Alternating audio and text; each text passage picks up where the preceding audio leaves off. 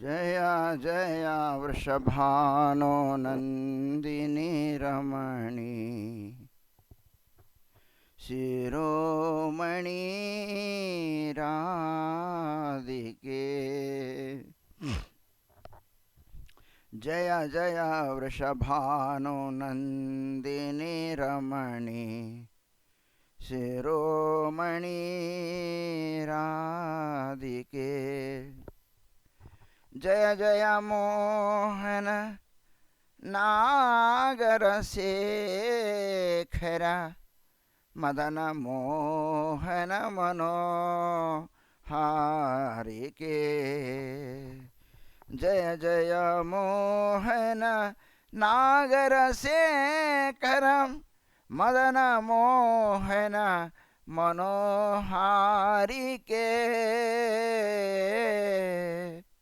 जय जय वृषभानु नंदिनी रमणी शिरोमणि राधिके। जय जय वृंदा विपिन विहारिणी श्याम सुंदर सुखदायिके। जय जय वृंदा विपिन विहारिणी श्याम सुंदर सुखदायिके। जय जय ललितादिकवशवर्तिनी नंद नंदन हृदि शायिके।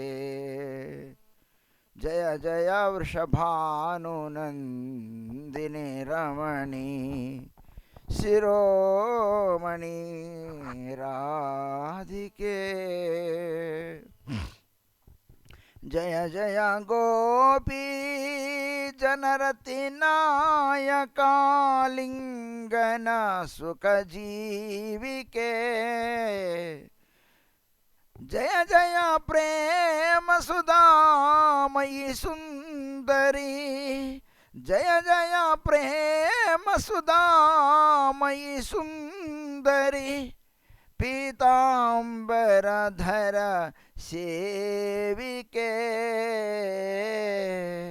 जय जय वृषभानु नंदिनी रमणी शिरोमणि राधिके। जय जय नीलांबरवरधारिणी व्रजपति सुतहृतवंशिके। जय जय नीलांबरवरधारिणी व्रजपति सुतहृतवंशिके। जय जय शास्त्रागमनांतरवर्तिनी सिद्धसती कुलशंसिके।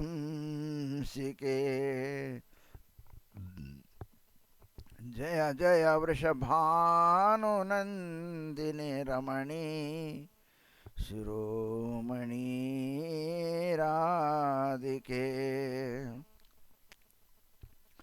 जय जय रास विनोद विमोहिनी रासेश्वरी रसवर्धिके। जय जय रास विनोद विमोहिनी रासेश्वरी रसवर्धिके। जय जय कांत्यामृतमदकंडिनी जय जय कांत्यामृतमदकंडिनी रूपवती मदमर्दिके। जय जय कांत्यामृतमदमखंडिनी रूपवती मदमर्दिके। जय जय वृषभानु नंदिनी रमणी शिरोमणि राधिके।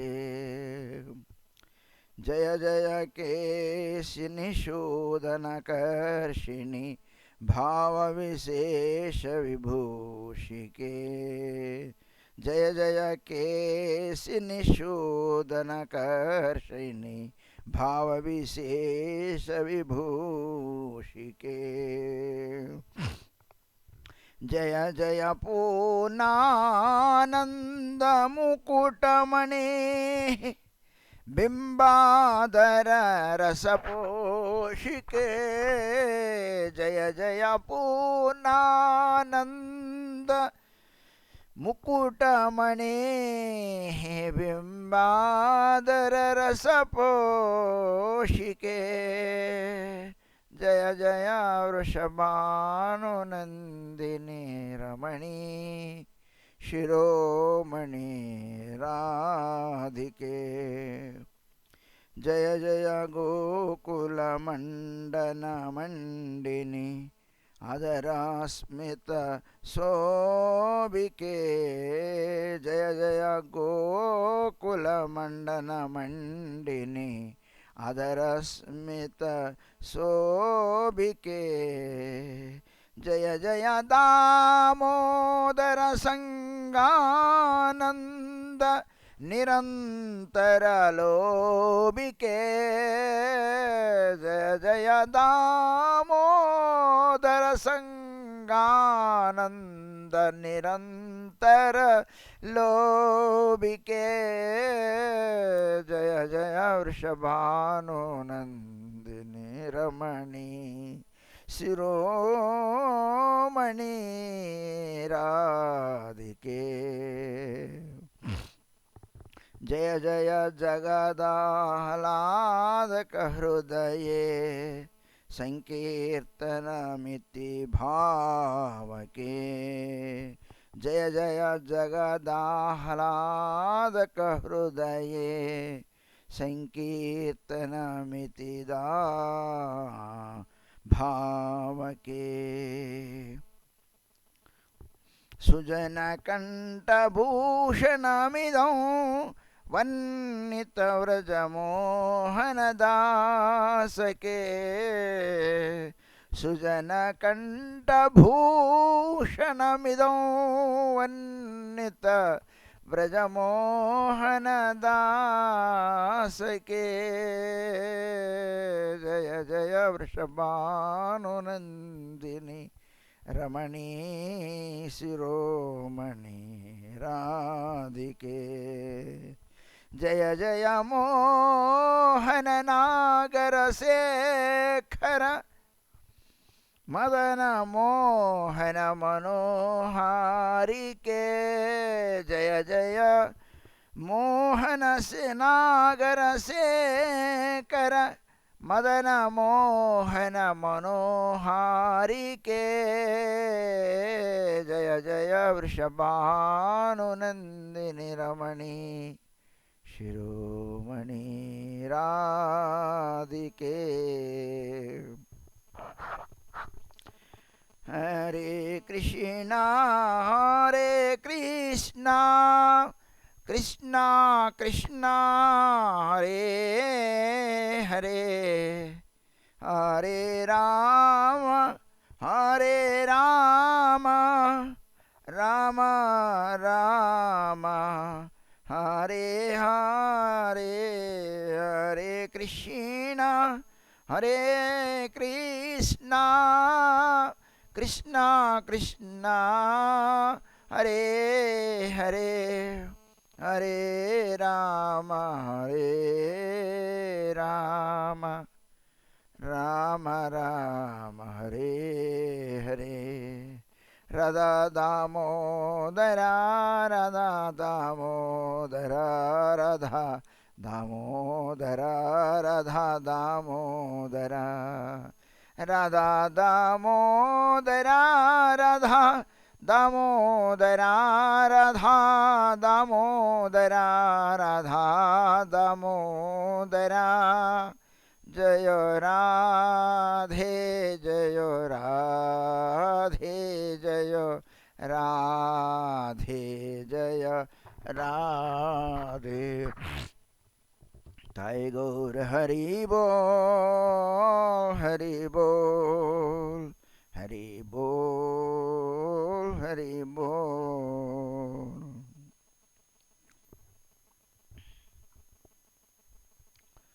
ప్రియ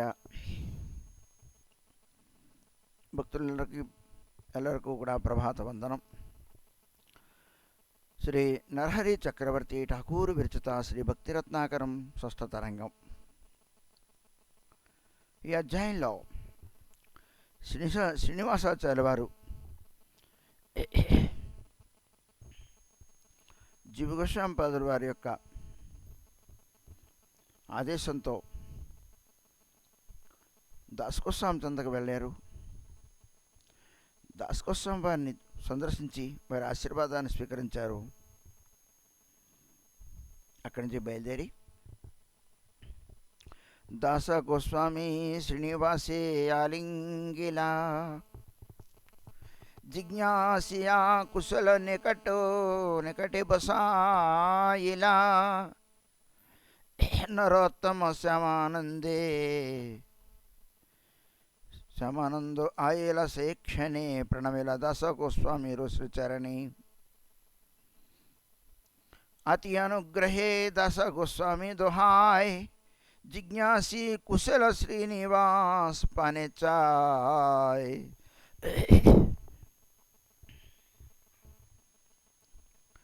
దాసగోస్వామి పాదుల వారు శ్రీనివాసాచార్య వారిని ఆలింగనం చేసుకున్నారు. జిజ్ఞాసియా కుశల నికట బసాయిలా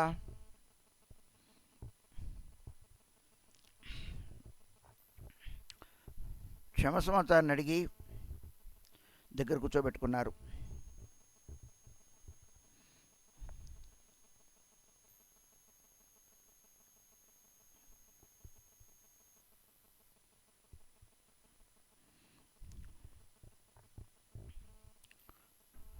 నిన్నటి వరకు దాసగోస్వామి పాదుల వారిని దర్శించడం,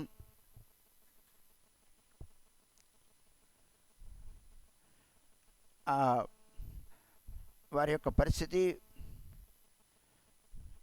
వారు ఏ స్థితిలో ఉన్నారో ఆ విషయాన్ని మనం విన్నాం. అలాంటి రఘునాథ్ దాసగోస్వామి పాద శ్రీనివాసాచార్య వారు సందర్శించి తాను ధన్యుడిని భావించిన వారు ఆయన చరముల మీద పడ్డారు. దాసగోస్వామి పాదుల వారు శ్రీనివాసవారిని దృఢంగా ఆలింగనం చేసుకున్నారు. కుశలని ప్రశ్నలు అడిగి దగ్గర కూర్చోబెట్టుకున్నారు.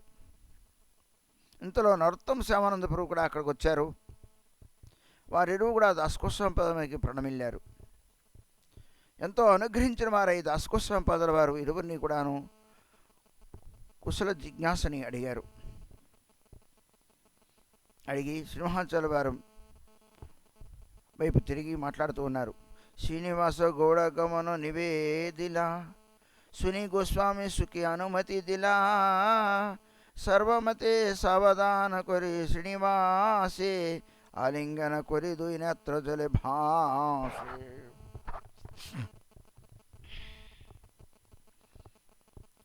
శ్రీనివాసాచార్య వారు నేను గౌడ దేశానికి వెళుతున్నాను అన్న విషయాన్ని వినారై చాలా సుఖాన్ని పొందిన వారై అనుమతిని ప్రసాదించారు దాసగోస్వామి పాదుల వారు. సర్వవిధముల సమాధానపరిచి ఎలా వెళ్ళాలో, ఎలా జాగ్రత్తగా ఉండాలో, ఎలా ప్రచారం చేయాలో, ఎలా వితరణ చేయాలో, పుస్తకాలని ఎలా జాగ్రత్తగా నువ్వు వాటిని తీసుకెళ్లాలో అంతా కూడాను శ్రీనివాసాచార్య వారికి చెప్పారట. చెప్పి శ్రీనివాసాచార్య వారిని ఆలింగనం చేసుకొని 2 నేత్రముల ద్వారా ఆయన ప్రేమ వర్షితుల్ని చేశారు. నరోత్తమ శ్యామానందే కోయిలాలింగన సభే బందిలేను యత్న గోస్వామి చరణ్ విదాయ హోయిలా గోస్వామి రో స్నేహ చైచే బన్నితే కొరి సాశక్తి నహి తైచే.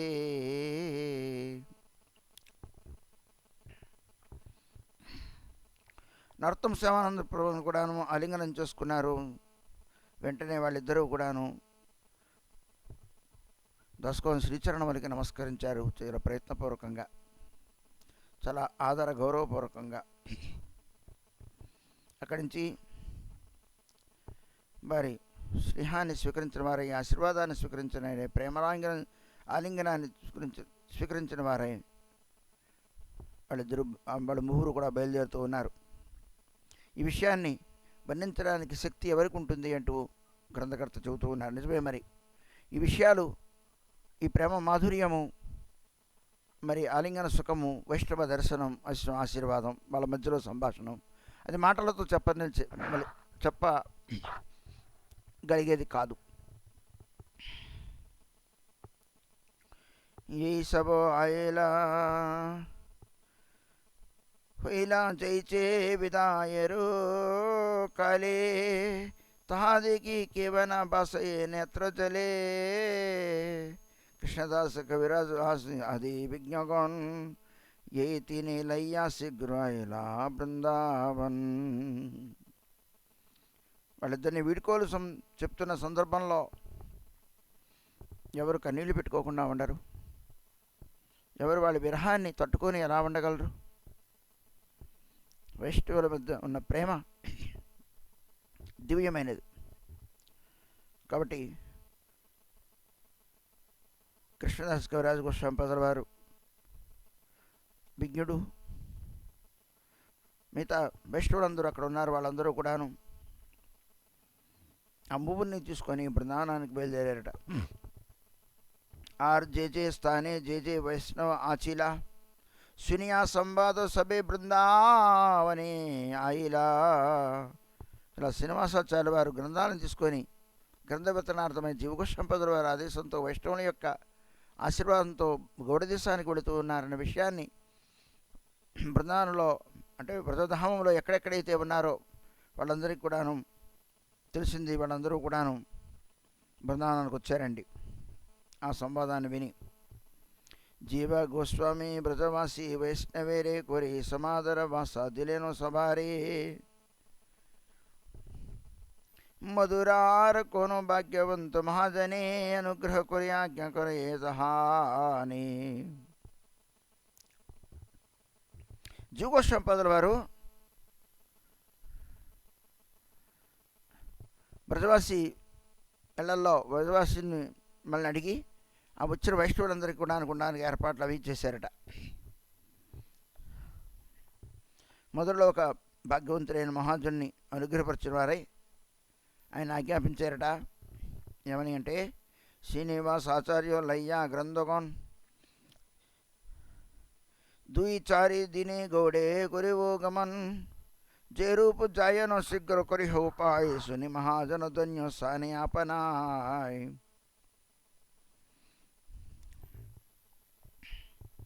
ఏమన్నారు వారితో? ఒక భాగ్యవంతుడు, ఒక ధనాఢ్యుడు, ఒక యోగ్యుడు, ఒక అధికారి ఆయనకి జీవగోస్వామి పదుల వారు ఆయనతో ఇలా అన్నారట. సింహాచార్యుల వారు గ్రంథములను తీసుకొని 3-4 రోజుల్లో గౌడదేశానికి బయలుదేరుతూ ఉన్నారు. ఏ విధంగా ఆయన తొందరగా చక్కగా వెళ్ళగలడో ఉపాయాన్ని నువ్వు చెప్పు. ఆయన ఇక్కడి నుంచి ఈ గ్రంథాన్ని తీసుకొని వెళ్ళాలి, ఉపాయాన్ని చెప్పు అని అంటే, ఆ మాటకి తాను ధన్యుడిగా భావించుకున్నవాడై, శీఘ్ర రాజపత్ర పదాతికో గాడి కొయిలు సంగేదితే ప్రవీణ మనుష్యునియోజులు పతేరు నిర్వాహ హేతు ముద్ర దియా తారే హోయలో అద్భుత జానాయల గోస్వామి రే ప్రస్తుత జానాయల గోస్వామి రే. వెంటనే ఆయన ఏం చేశారు? రాజపత్రాన్ని, పదాధికుల్ని, ఆయన వెంట నడిచే వాళ్ళని, బలిష్ఠులైన సిపాయిల్ని, వ్యక్తుల్ని, ఆ గ్రంథాలు తీసుకెళ్ళడానికి బండ్లని, మరి కాస్త ఇలాంటి విపత్తు రాకుండా కాస్త రక్షణ వేక్షణ అన్నీ జరగడానికి కావలసిన కొందరు రక్షక భటుల్ని, ప్రవీణుల్ని అన్నీ కూడాను ఏర్పాటు చేసేట ఆ భాగ్యవంతుడు. దాంతోపాటు వాళ్ళందరూ వెళ్ళడానికి మరి వాళ్ళ మధ్యలో ఖర్చులు, మరి నదులు గిదులు అన్నీ దాటాలుంటాయి. మరి ఏదైనా విపత్తు వచ్చినా అన్ని రకాలుగా ఆయన వాళ్ళందరికీ కొన్ని ముద్రలు ఇచ్చాడు. ముద్ర అంటే నాణెములు, ధనం సమకూర్చాడు, తగిన ధనాన్ని, ఎలాంటి ఇబ్బంది లేకుండా రాష్ట్రాల్లో. అంతా నేను రెడీ చేశాను స్వామి అని చెప్పి జీవగోస్వామి వారికి నివేదించాడు ఆ భాగ్యవంతుడు. గోస్వామి హో దేకి గ్రంథబారు చతుష్టై రాకే కాస్తో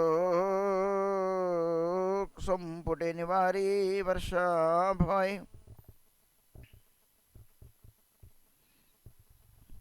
4 పెట్లుటండి అవి. అవన్నీ కూడాను కర్ర పెట్లు, చెక్క పెట్లు. ఆ వాటినంటి కూడా చెక్కపెట్టులో పెట్టారు. ఇనప అలమారులో పెడితే పుస్తకాలు పాడైపోతాయి. ఏసీ ఉంటే ఇంకా పాడైపోతాయి.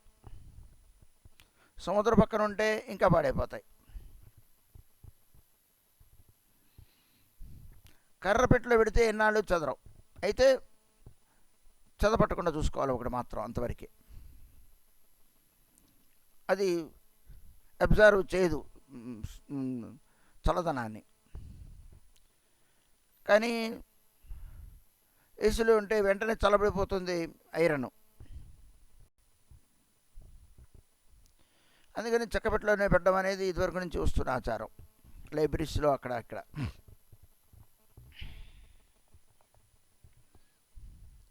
చెక్కపెట్టెల్లో పెట్టి మళ్ళీ వర్షం అది చెక్కపెట్టికి తడిసిపోతే మళ్ళీ ఇబ్బంది. ఆ కారణంగా వర్షం ఒకవేళ పడినా బళ్ళ మీద ఆ పెట్టల మీద పడితే అది లోపలికి వెళ్ళిపోవచ్చు. ఏదో ఈ విధంగా అయినా ఆ రకమైన చల్లదనం వాటికి సోకచ్చు, తద్వారా పాడైపోవచ్చు. అప్పుడన్నీ తాళప్రత గ్రంథాలు అనుకుంటాను. అయినప్పటికీ కూడాను వాటికి తాళుగిలు కట్టుంటాయి, అక్షరాలు చెరిగిపోవచ్చు. 5 సంవత్సరాల విషయం మన బుద్ధికి అందంది. తగు విధమైన జాగ్రత్తలు. మరి బండి మీద కదా, మళ్ళీ ఎద్దుల బండి మీద బయలుదేరుతున్నారు.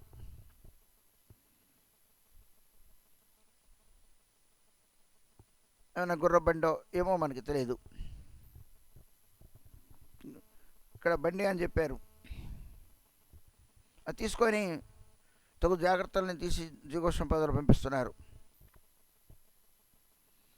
హైలో సంపుట పూర్ణ గ్రంథ రత్నగణే దురే జాయ్ తాపసి గంధిరు సందర్శనే. ఏ గ్రంథములను చూస్తే సమస్త తాపములు దూరీభూతమవుతాయో అలాంటి గ్రంథ సంపుటములను చెక్కపెట్టుల్ని, గ్రంథరత్నములతో కూడిన ఆ చెక్కపెట్టెల్ని అక్కడ సద్దడం జరిగింది ఆ యొక్క బండి మీద. जे सकल ग्रंथ संपुटेते सज्ज कैलो से सब ग्रंथेर नाम पूर्वे जानाइल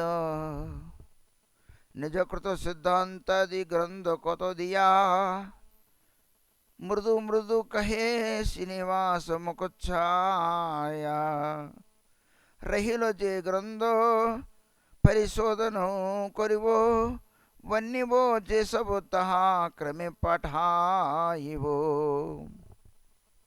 ఏమన్నారు సింహాచార్యుల వారితో జీవగోస్వామి వారు?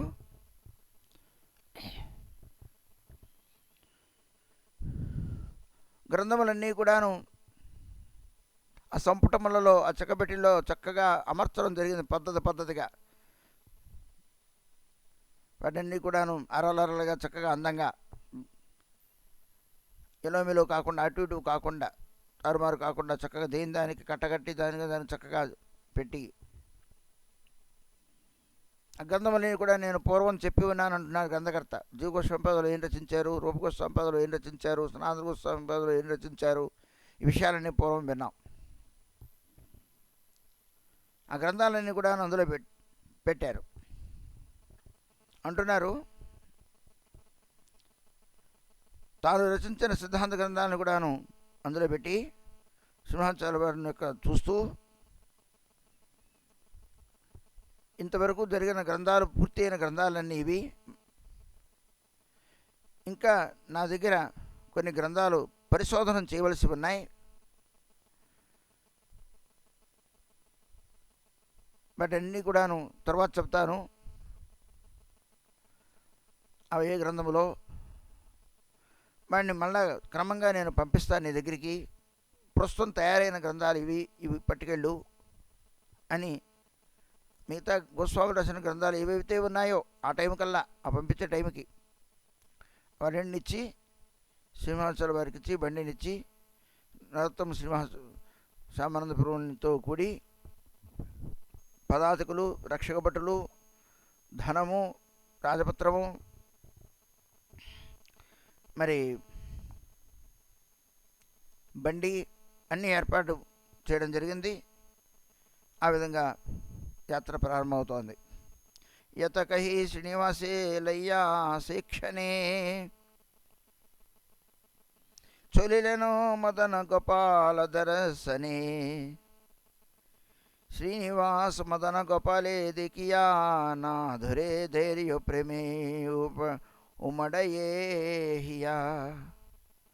అలా చెప్పి శ్రీనివాసాల వారిని తీసుకొని జీవగోస్వామిపాదుల వారు వెంటనే అన్నీ సర్ది అలా రెడీ చేసి మదన గోపాలను దర్శనం చేయడానికి బయలుదేరి వెళ్ళారు.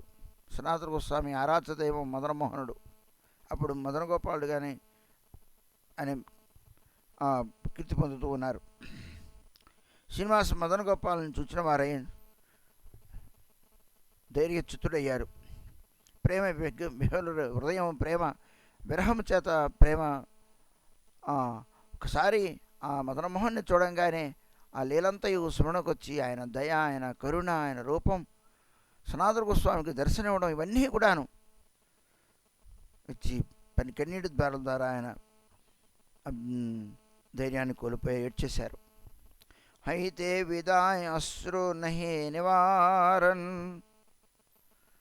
భంగితే వినాయకులు మదన మోహన్ శ్రీమాలా ప్రసాద దిలా పుజారి గోసాయ్ సబే జే ప్రబోదేత కహితే అంతునాయ్. ఆయన మదనమోహన్ని వదిలి వెళ్ళలేకపోతూ ఉన్నారు. నిరంతరము అశ్రుధారులు విడుస్తూ ఉన్నాయి. నిన్ను వదిలి నేను ఎలా వెళ్ళగలను అనుకుంటున్నారు ఆయన. కానీ భగవద్ ఆజ్ఞ కూడా ఉన్నది. గోవిందుడు ఆజ్ఞాపించాడు వెళ్ళమని. మాలని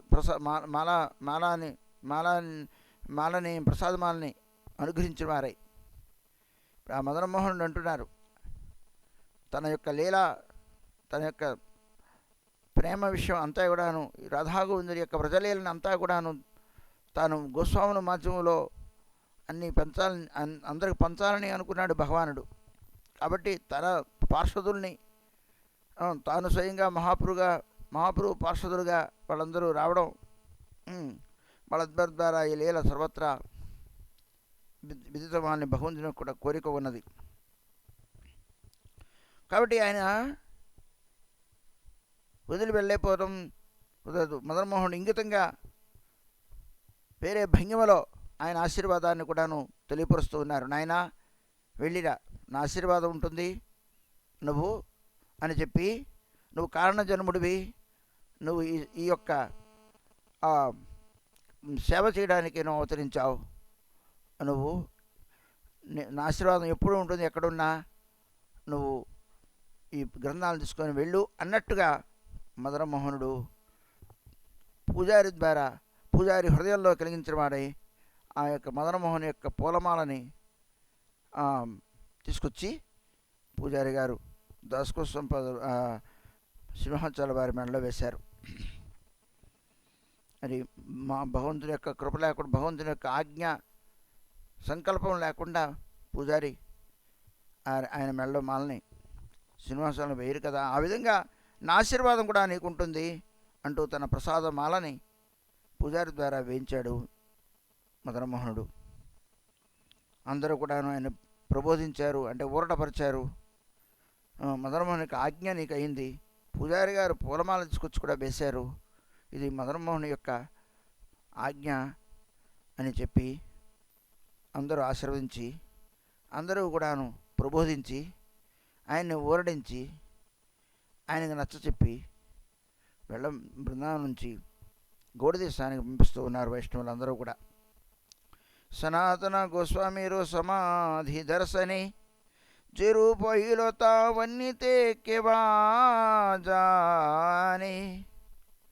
పర దుఃఖ దుఃఖీ ప్రభు సనాతన బొలి దురితి నారయ అంగ విలంటయ ధులి సనాతన చరితి నిమగ్నం అతిశయి అన్యేరు దుర్గేరు సనాతనేరు హృదయే.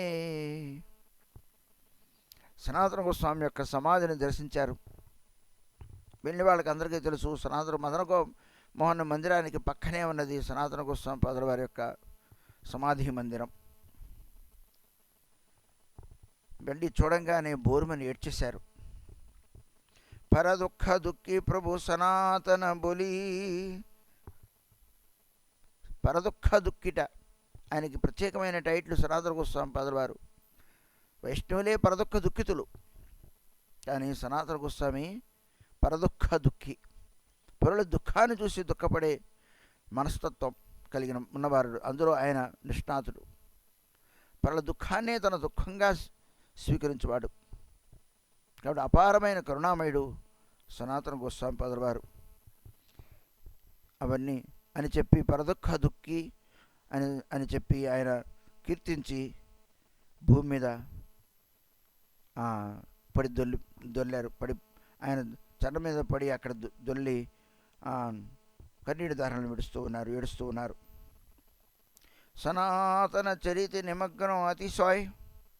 సనాతన గోస్వామి చరిత్రని లో నిమగ్నులై ఇందాక చెప్పుకున్నట్టు ఆయన త్యాగము, ఆయన రావడము, ఆయన ప్రేమ, ఆయన ప్రేమకు వసుడై మదనమోహనుడు నీ వెనకాల వస్తాను అని చెప్పడం, ఈ అద్భుతమైన సంఘటన గిర్రన ఆయన మనసులో తిరిగి అవన్నీ కూడాను స్మరిస్తూ విలపిస్తూ ఉన్నారు శ్రీనివాసాచార్యుల వారు. అన్యేరు దుర్గము సనాతనేరు హృదయ. సనాతన యొక్క గోస్వామి పాదుల యొక్క హృదయం తెలుసుకున్నవి దుర్గమము దాట సఖ్యము కానిది. అంటే ఆ దుఃఖం అనేది సముద్రాన్ని, హృదయ సముద్రాన్ని, అది సముద్రం అంటే హృదయం గంభీరమైన సముద్రం. ఆయన చాలా లోతైనది, చాలా గంభీరమైనది. దాన్ని తెలుసుకోవడం అనేది సామాన్య వ్యక్తులకు తెలియదు.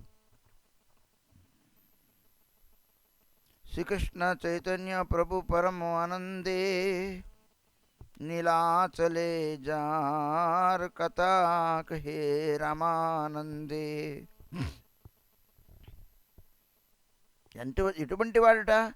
సనాతన గోస్వామి యొక్క వైరాగ్యాన్ని, సనాతన గోస్వామి యొక్క గృహత్యాగాన్ని, సనాతన గోస్వామి యొక్క నిష్కించనత్వాన్ని, సనాతన గోస్వామి యొక్క భక్తి ప్రపత్తుల్ని, సనాతన గోస్వామి యొక్క భగవత్ అనురాగాన్ని స్వయంగా చైతన్య మహాప్రభు మహా ఆనందంతో పూరి ధామంలో రామానందరాయల వారికి చెప్పేవారట. అంతటి వాడు. ఆ విషయాన్ని శ్రీనివాసాచార్యుల వారు విన్నారు. పూర్వం సనాతన గోస్వామి పాదుల వారి చరిత్రని తండ్రి నుండి పూలు విషయాలను విన్నారు ఆయన. కాబట్టి అవన్నీ కూడా స్మరణకు వచ్చి ఆయన చాలా విలపిస్తూ ఉన్నారు శ్రీనివాసాచార్యుల వారు. మనం భగవద్గీతలు వినడానికి ఉద్దేశం అదే. అవన్నీ కూడా హృదయంలో ధారణం చేయాలి బాగా. మనం దైవాన్ని దర్శనం చేసుకున్నప్పుడు ఈ లీలన్నీ కూడా మనకు స్మరించాలి. భగవంతుని దర్శించినప్పుడు భాగవతోత్తముల్ని దర్శించినప్పుడు భగవంతుని యొక్క స్మరణ మనకు రావాలి. అందుకనే మనం భాగవతోత్తముల యొక్క జీవితాన్ని, భగవంతుని యొక్క లీలన్నీ మనం ఆస్వాదిస్తూ ఉండాలి. పరమభగవతోత్తములు భగవస్మరణం చేయిస్తారు. భగవంతుడు భాగవతుల్ని స్మరణం చేయిస్తాడు. భగవంతుడు భాగవతుల మాధ్యమంలో లోకంలో ప్రకాశితవుతాడు, తన ప్రేమని చూపిస్తాడు.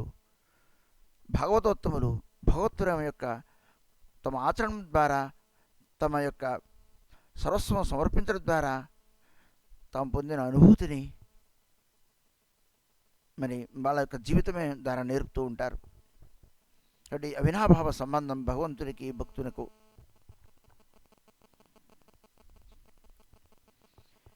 చైతన్య చరితామృతంలో మహాప్రభు చెప్పిన మాటల్ని ఇక్కడ గ్రంథకర్త చెబుతూ, ఇహారజ్య జ్యేష్ఠ భ్రాతానాం సనాతన్ పృథివీతే విజ్ఞవరుణహి తారసం త్వమారజైచే విషయత్యాగతైచే తారరీతి దైన్య వైరాగ్య పాండిత్యేరు తహాతై స్థితి.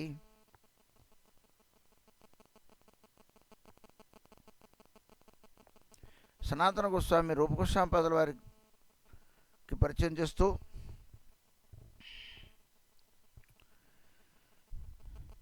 చెబుతూ ఉన్నారు ఈయన యొక్క పెద్దన్నయ్య సనాతనుడు భూమి మీద ఇలాంటి విజ్ఞవరుడు లేరు, ఇంతో సమానుడైన వారు. రామానంద, నువ్వు ఎంత త్యాగివో, విషయాసక్తి రహితుడవో ఆ విధంగా ఆయన రీతి కూడా సనాతన గోస్వామి కూడా అలాంటి తుచ్చముగా క్షణంలో ఆయన వ్రతధామాన్ని రాజ్యత్యాగం చేసి, పదవి త్యాగం చేసి, అభిమాన త్యాగం చేసి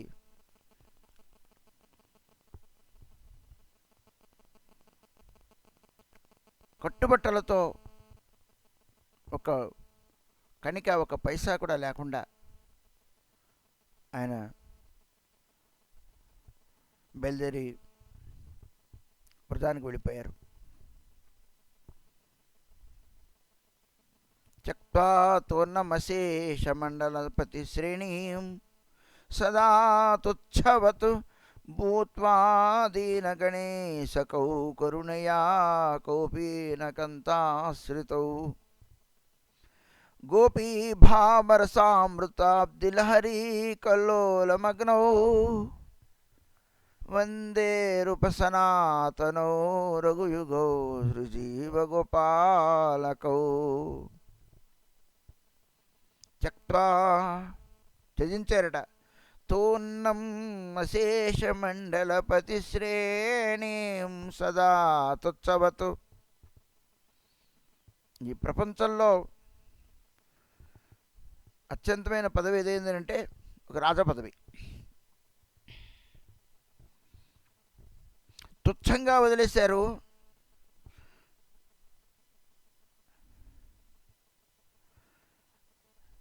సదా తుచ్చవతు, ఎల్లప్పుడూ తుచ్చముగా దాన్ని త్యజించిన వాడై భూత్వా దీనగణేశకౌ,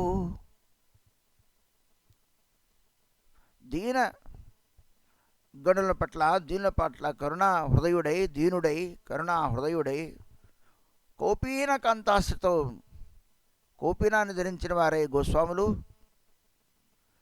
గోపీభావరసామృతాబ్దిలహరీ కల్లోలమగ్నౌ,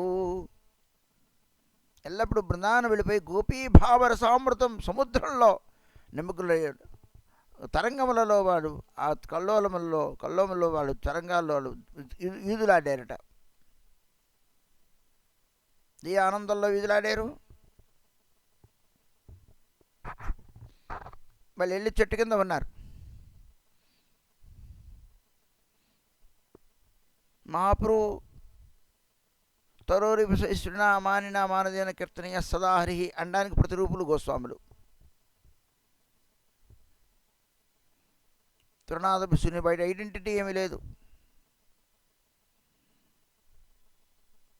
నిషాన్ అక్కడ ఏం లేదు. మనందరం కూడా ఆలోచిస్తుంటాం, మా పేరు నిలబెట్టాలి, మా ఇంటి పేరు నిలబెట్టాలి.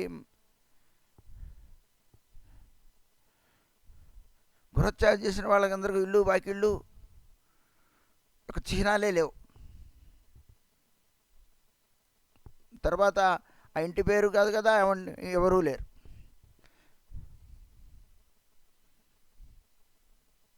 వాళ్ళు ఎక్కడ ఉండేవారు, ఎలా ఉండేవారు? గోస్వాముల యొక్క వాళ్ళ గురించి ఎవరెవరు విడిపోయారో ఎవరికి పట్టించుకొని ఎవరు లేరు. వాళ్ళు ఏమైపోయారు అన్నది ఎవరికి కూడాను, బంధుబాంధవులు కూడా ఎవరికి తెలియవు. ఆనాడు గుర్తించిన వాడు లేడు. ఈనాడు మనమైతే గ్రంథముల ద్వారా తెలుసుకుంటూ ఉన్నాం. అప్పట్లో వాళ్ళని గుర్తించి వాళ్ళు ఎవరుంటారు, ఉండరు. ఎవరు వెళ్ళిపోతున్నారు, ఎవరికి తెలుసు ఎక్కడికి వెళ్తున్నారో. తర్వాత వాళ్ళ పరిమాణాలు బయటకు వచ్చాయి. సింహాచార్య వారు మొదలైన మహాత్ముల ద్వారా వాళ్ళ పరిమాణాలు వేరే వైష్ణవుల ద్వారా వచ్చాయి. అలా భక్తుల ఠాకుల వారు, ప్రభుపాదుల వారు గురువుల నుండి మనకు వస్తూ ఉన్నాయి.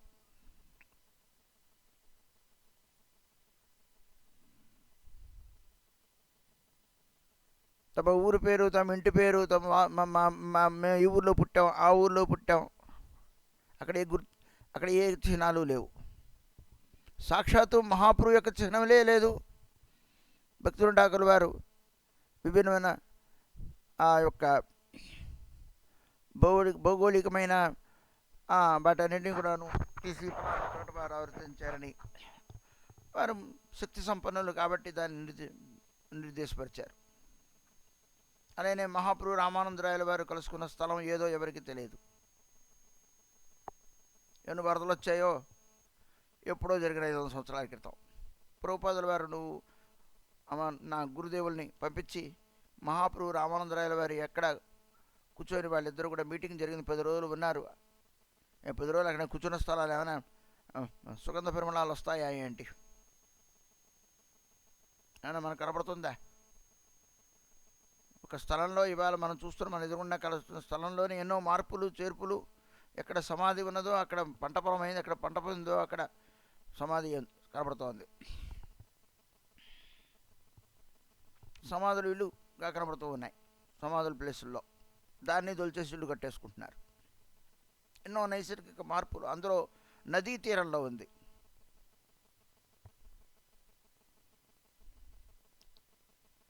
కానీ మహానుభావులు, భగవత్ ప్రేరేపితులు, కారణజన్ములు ఆ లీలా స్థానాలన్నింటినీ కూడాను ప్రభుపాదుల వారి ఆశీర్వాదంతో వారు రావడం, శాస్త్రాన్ని బాగా చేసి తమ గురు బలము, తమ భజన బలము వీటిని ఉపయోగించి భగవంతుని శరణాపన్నులై ఇది పలానా చోట అని ఒక వైబ్రేషన్స్ని, ఒక దివ్యత్వాన్ని వారు అక్కడ పొందినవారే. ఇది పలానా చోటు అని చిన్న స్థలాన్ని అక్కడ ఉన్నారు. ఆ చోటు కనపడింది కదా, అప్పుడు ఇవ్వడానికి బొచ్చుడు మంది. ఎక్కడో చోటు కదా అందా ఉంటే బాగుండేది కదా, పెద్ద మఠం కట్టచ్చు నేను,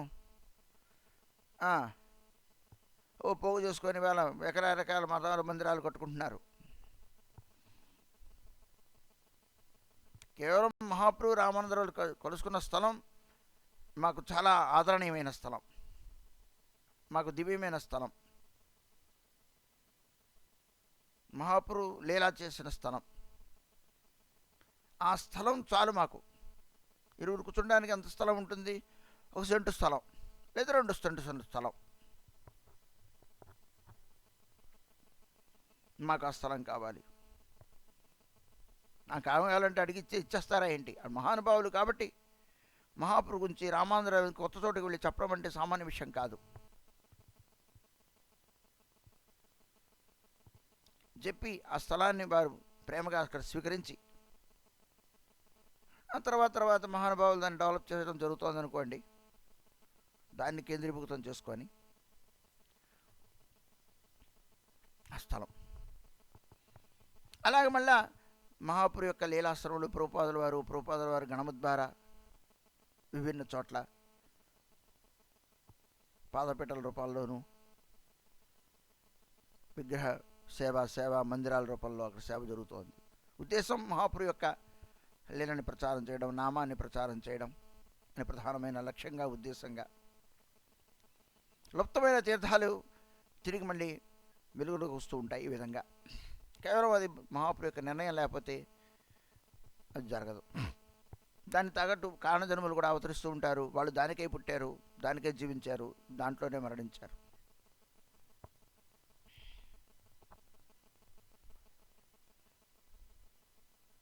రూపసనాతనులు సద్గోస్వాములు గృహత్యాగం చేసిన వారే. గోపీ భావరసామృతాబ్దలహరీ కల్లా కల్లోలమగ్నౌ. వాళ్ళు ఉన్నది చెట్టు కిందే.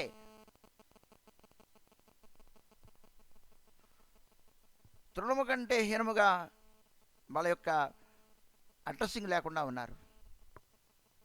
వాట్ అబౌట్ రూపగోస్వామి, సనాతన గోస్వామి ఎవరికి తెలియదు, వాళ్ళకి అక్కర్లేదు.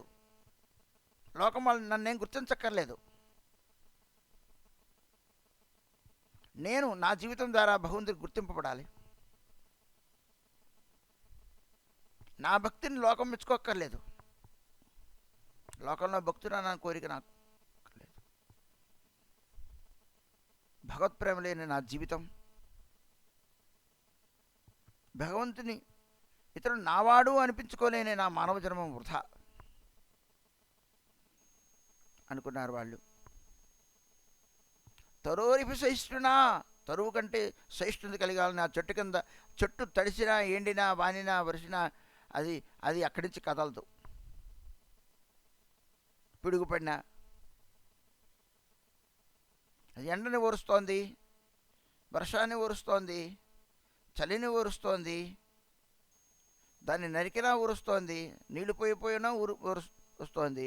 అయాచనగా భగవంతుడిచ్చిన జలం ద్వారా అది బతుకుతోంది. ఎవరిని యాచించట్లేదు, కానీ తానే ఇస్తోంది అన్నీ. తన నీడ ద్వారా, తన యొక్క ఆకు పత్రముల ద్వారా, పుష్పముల ద్వారా, కొమ్మలు, రెమ్మలు, కాండముల ద్వారా సర్వ విధములా సమర్పిస్తోంది. నా వల్ల లోకము సుఖంగా ఉండుగాక. నేను ఇలా ఉండి, ఇలా నన్ను ఉంచాడు, నేను ఇలానే ఉండి నేను భగవంతుడి సేవ చేస్తాను అని ఉంటున్నాయి. చెట్టు మూడులాగా వాళ్ళందరూ ఆ చెట్టు కింద ఉంది. మా జీవితం ఏమైపోయినా పర్లేదు, మేము భగవంతునికి చెట్టు కూడా అంత జ్ఞానం మాకు లేకుండా పోయింది. అది ఎండకి ఎండి, వానకి తడిసి, చలికి వణుకుతూ పరులకి పరోపకారం చేస్తోంది. మానవ జన్మను ఎత్తి నా జన్మని కేవలం స్వార్థమనికి ఉపయోగిస్తున్నాను అనుకున్నట్లుగా వాళ్ళు ఆ చెట్టు కింద ఉండే వాళ్ళు జపం చేయొచ్చు, అది తపము చేయొచ్చు, జీవితాన్ని భగవంతుడికి అర్పించారు. మనం హాస్పిటల్ పక్కన ఉండాలనుకుంటాం, ఏదో మన పక్కన రైల్వే స్టేషను, మన పక్కన బస్ స్టాండ్ దగ్గరగా ఉండాలి, మన పక్కనే అన్నీ రెడీగా ఉండాలి అనుకుని ఆలోచన చేస్తూ మనం ఆయా గ్రామాలు, ఆయా పట్టణాల్లో మనం నివసిస్తూ ఉంటాం. జ్వరం రాకముందే నాకు జ్వరం వస్తే ఎలాగా, అందుకని నాకు మన హాస్పిటల్ ముఖ్యం. మన ఉద్దేశం అక్కడ బిడ్డలు ఉన్నాడు, అక్కడ వాళ్ళు ఉన్నారు, ఇక్కడ వీళ్ళు ఉన్నారు, అక్కడ ఎవరున్నారండి చెట్టు కింద వాళ్ళు కూర్చున్నారు. నాకేమొస్తే చలి కూనికి వస్తే చలి వేస్తుంది కదా, మరి చలిస్తే కప్పుకోవడానికి ఏమున్నది నాకు? ఆయన కూడా ఆలోచించలేదు. ఎంత త్యాగమో, ఎంత వైరాగ్యమో, ఎంత వాళ్ళకి నిర్లిప్తులో, నిరీహులో. అది మన సాంప్రదాయం, అది మహాప్రభు యొక్క భక్తులు. వాడి మహాప్రభు సనాతన గోస్వామి వాళ్ళందరినీ గురించి తాను స్వయంగా ప్రస్తావిస్తూ ఉన్నారు, తాను స్వయంగా ప్రశంసిస్తూ ఉన్నారు, ఆనందపడుతూ ఉన్నారు. మహాప్రభు ద్వారా ఆనందపడే జీవితం నాకు కావాలి. నా ప్రవర్తన, నా ఆచరణ, నా వైష్ణవత్వం, నా త్యాగం, నా వైరాగ్యం, నా భక్తి,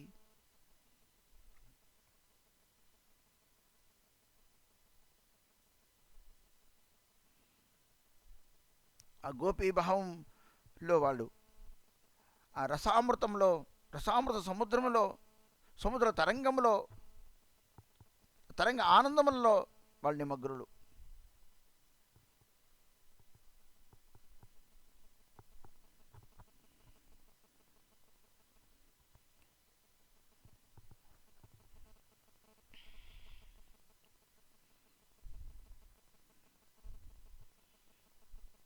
దైన్య వైరాగ్య పాండిత్యరో తహతై స్థితి.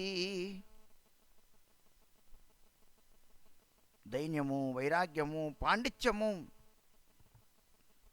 ఆయన దగ్గర ప్రోదు చేయబడి ఉన్నాయని ఆయనకి దానికి నిలవట ఆయన. దైన్యానికి ప్రతీక. ఆయనకి ఏమీ లేదు. జన్మ ఐశ్వర్య శృత శ్రీ, బ్రాహ్మణ పుట్టుకలో బ్రాహ్మణ జన్మని పొందారు ఆయన. ఉత్తమ ఆభిజాత్య కులంలో పుట్టారు ఆయన, భరద్వాజీ గోత్రంలో. మనం కాస్త మంత్రం తీసుకుంటే శూద్రుడైన వ్యక్తి, నేను వైష్ణవుడిని, నా చేత్తో ఎందుకు తినవు, నేను దీక్షితుడిని అయిపోయానుగా, సామాన్యమైనది కలుమొక్కలు వచ్చేస్తూ ఉన్నాయి.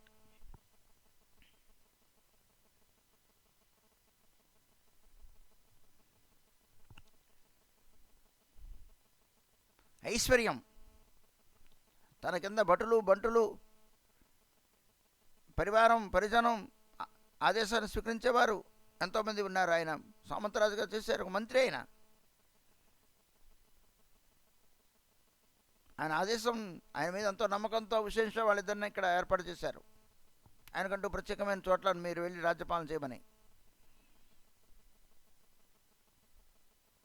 ఆయన గ్రిప్పులో ఎంతోమంది ఉంటారు. ఆయన యొక్క ప్రజలందరూ ఆయన మాట వింటారు. ఆయన అలా ఉండేవారు. అశేష మండల శ్రేణిం సదా తుచ్చవత్, వాళ్ళందరినీ కూడా తుచ్చంగా వదిలేశారు. అంటే వాళ్ళందరూ తుచ్చమని వదిలేశారని కాదు అక్కడ అర్థం. అవన్నీ కోరికల్ని, ఆ పదవులు నాకు వద్దు, నా మహాప్రభు పాదబద్ధం కావాలనుకున్నారు.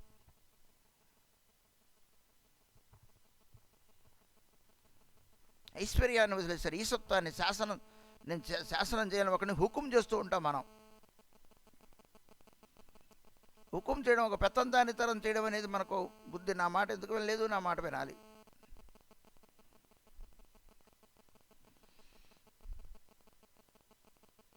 నేను ఫలానా కదా, నా మాట ఎందుకంటూ అంటే నాకున్న అభిమానాన్ని నా హుకుం ఎందుకు వినలేడు అని బాధ. ప్రహ్లాదుడు నా మాట ఎందుకు వింటలేదని పాపం హిరణ్యకశిపునికి తలకాయ నొప్పి. ప్రహ్లాదుడు అంటారు, నీ ఇంద్రియాలు నువ్వు కంట్రోల్ చేసుకోలేదు ఇంతవరకు.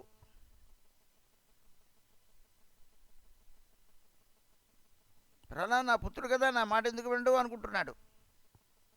నేను తండ్రిని కదా. ప్రహ్లాదుడు నేను తప్పు చేయట్లేదు కదా నాన్న అంటాడు ఆయన అని తిరిగేమండు.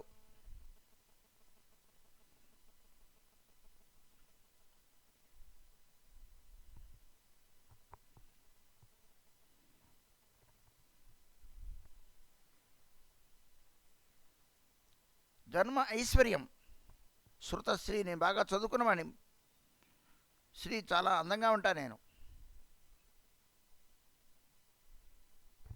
స్ఫురద్రూపుడను, సర్వశాస్త్ర పారంగతుడను. ఈ లక్షణములు ఆయనకి అన్నీ తీవ్రంగా 100% ఆయనకున్నాయి. ఉత్తమమైన జన్మము, ఈసత్వము, రాజ్యాధికారము, సంపదలు, ధనదాఢ్యము, సామగ్రి మొత్తం కూడా, పాండిత్యం, అగాధమైన పాండిత్యం. మహాపురుషు స్వయంగా చెబుతున్నారు, అగాధమైన పాండిత్యం ఆయనకు ఉంది.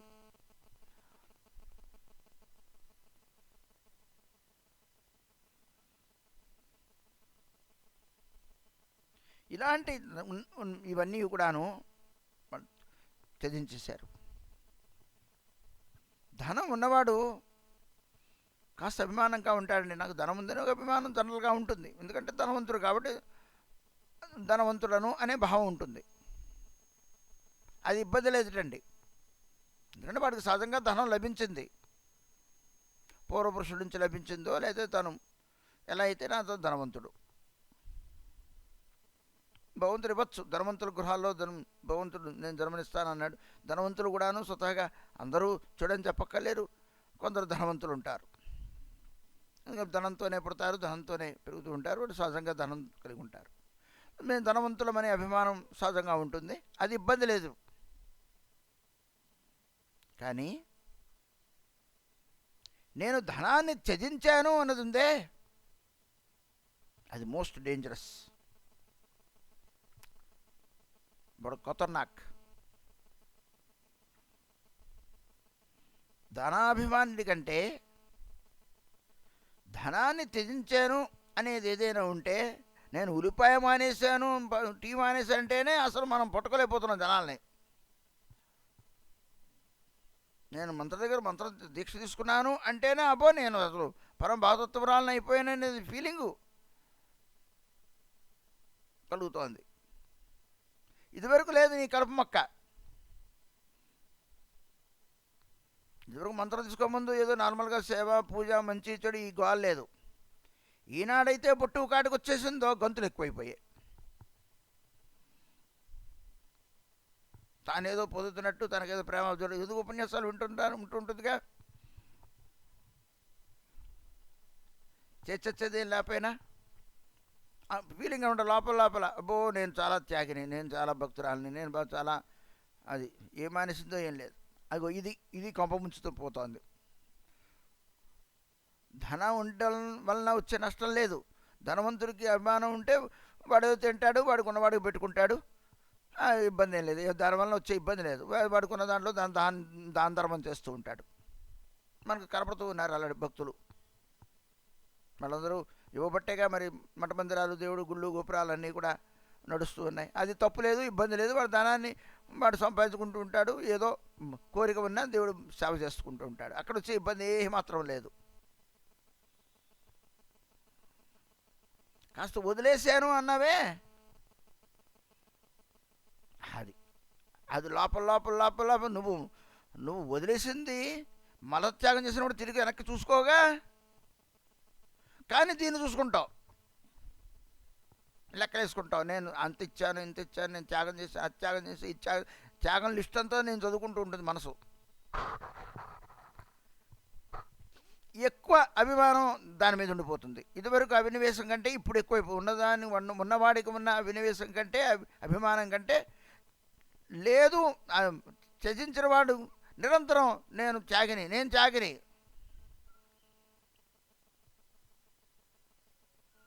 అంత తేలిక కాదు భగవదారాధన చేయడం.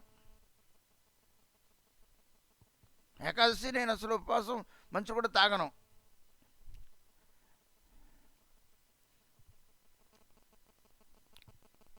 కానీ అది ఏమవుతుంది చివరికి, అమ్మో అలాగా మంచి కూడా తాగరట, కీర్తన కోరుకుంటోంది వెనకాల. అది దిగజార్చేస్తోంది. భక్తి చేస్తుంటే నాకు ధైర్యం కలగాలి, వినయం కలగాలి, విధేయత కలగాలి, నిర్విమానం కలగాలి అంటోంది శాస్త్రం. మనకు అభిమానం పెరిగిపోతూ ఉంటుంది. నేను త్యాగ ధురంధుడను, ఇల్లు వదిలేశాను, తల్లిదండ్రులు వదిలేసాను, అబ్బో నేను చాలా గొప్పవాడిని అయిపోయాను. కానీ ఆసక్తి వదలలేదు, మనసులో కామవంచపోలేదు. మనసు దొడ్డుదారులు తొక్కుతూ ఉన్నది. భగవంతునికి విలువైనది మనసు, హృదయం ఇచ్చాడు భగవంతుడు, మానవ జన్మ ఇచ్చాడు. ఆ మనసు హృదయం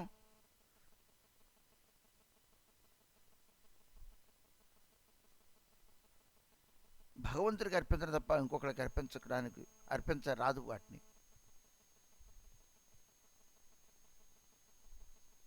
అవి చాలా విలువైనవి.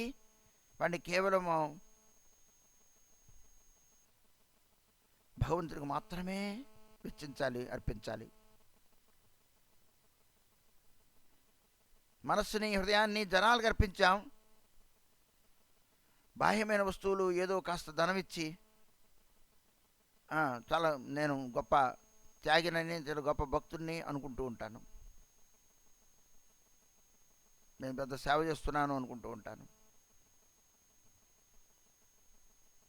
నిరంతరం సేవ, పతిపుత్రులకు సేవ చేస్తూ ఉంటాను, విషయ సేవ చేస్తూ ఉంటాను, విషయాల్ని సేవిస్తూ ఉంటాను.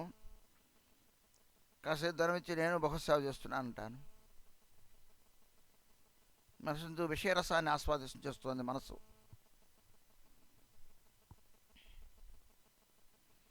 భగవంతునికి భగవత్ రసాన్ని, భగవత్ ప్రేమని, భగవంతుని యొక్క నామాన్ని ఆస్వాదించలేకపోతోంది. ఈ మనసులో భగవంతుని యొక్క స్ఫురణం కలగట్లేదు.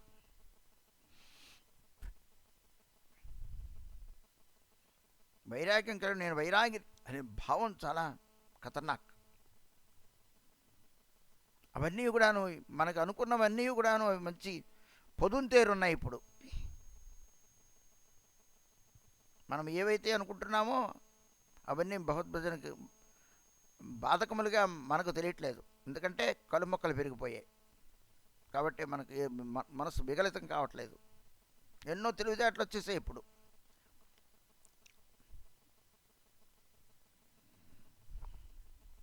కానీ ఆయనలో దైన్యము, వైరాగ్యము, పాండిత్యము కి నెలవు ఆయన హృదయం. यही प्रभु स्थाने स्थाने कहे भक्तगण ప్రభు ప్రియపాత్ర శ్రీ గోస్వామి సనాతన్. మహాప్రభుట భక్తులతో సందర్భం వచ్చినప్పుడల్లా సనాతన గోస్వామి యొక్క హృదయాన్ని, యొక్క గుణాన్ని, తన ప్రియత్వాన్ని వెల్లబడి మహాప్రభు కీర్తించేవారు. మహాప్రభు అంతర్యామి, పై చూసేమి ఆయన అనరు. మహాప్రభు హృదయాన్ని దోచుకున్న గుణము కలిగిన వాడు సనాతన గోస్వామి.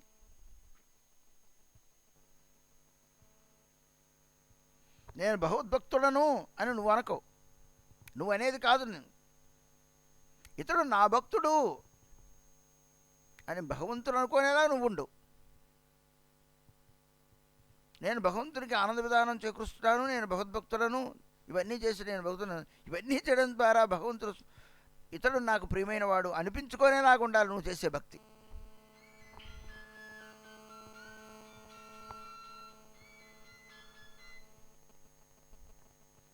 ఆయన్ని మెప్పుకునేలా ఉండాలి లోపల. ఇంకే అలా ఆయన మెచ్చుకోవాలంటే ఇతరదే ఉండడానికి వీలేదు. దీని ద్వారా భగవంతుడు సంతుష్టపడతాడు అనే నువ్వు పక్కన పెట్టేసేయి. అక్కర్లేదు, నువ్వు కర్తవ్యాన్ని చేస్తూ ఉండు అంతవరకే. నువ్వు చెప్పక్కల ఆయన నా గురించి చేస్తున్నాడా లేదా ఆయనకేం చెప్పక్కల, ఆయన తెలుసు. భగవంతుడికి వంట చేశాను, భగవంతుడికి నివేదన పెట్టాను, భగవంతుడికి పళ్ళు పెట్టాను. అబ్బో, నువ్వు భగవంతుడు పళ్ళు పెట్టాను అంటే ప్రత్యేకంగా పెట్టాను, మా ఆయనకి ఇది పెట్టాను, మా ఆయనకి ఇది పెట్టాను అంటావా ఏంటి? మరి భగవద్ విషయంలో ఎందుకు కూడా అనడం? అదేదో నువ్వు చెప్పాలన్నాడు కృష్ణుడికి పెట్టింది కదా అని. నువ్వు పెట్టేది కృష్ణుడికి, మళ్ళీ మాట మాటకి కృష్ణుడికి అది పెట్టాను, ఇది పెట్టాను, అది పెట్టాను, ఇది పెట్టాను ఎందుకుట? కృష్ణుని వేరుగా ఐడెంటిఫై ఎందుకు చేస్తున్నావుట?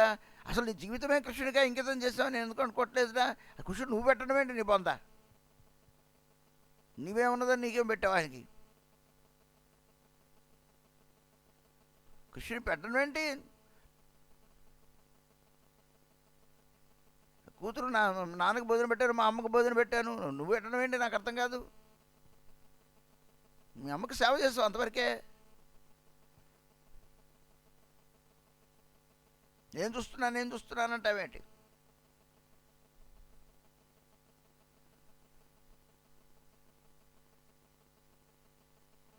కృష్ణయ్యకి ఆరతిచ్చారు. ఎవరికి? మీ ఆయనకి ఆరతవో కదా, కృష్ణుడికి ఆరతిస్తాం. వాళ్ళు కృష్ణయ్యకి ఆరతి ఎందుకుంటే ఆ కృష్ణయ్య ఎందుకు పడుతుంటా నాకు అర్థం కాదు.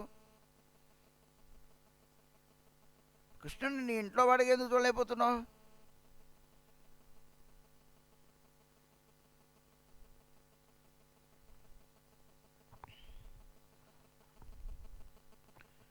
భగవంతుడు నా యొక్క ప్రతి పని ద్వారా, ప్రతి క్రియ ద్వారా, ప్రతి ఆలోచన ద్వారా, ప్రతి విధానం ద్వారా ఆయన తృప్తిపడేలా నువ్వు చెయ్యి అంతవరకే. నాకు లక్ష్యం ఒకటే. నేను ఆయన తృప్తిపడేలా చేస్తున్నాను, నువ్వు నోటితో అనక్కర్లేదు దాన్ని.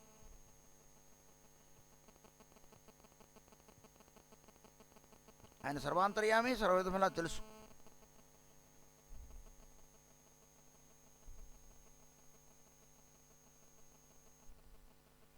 కుచేరుడు భగవంతుడి దగ్గరికి వెళ్తూ, భగవంతుడికి నేనేమి సేవ చేయగలను?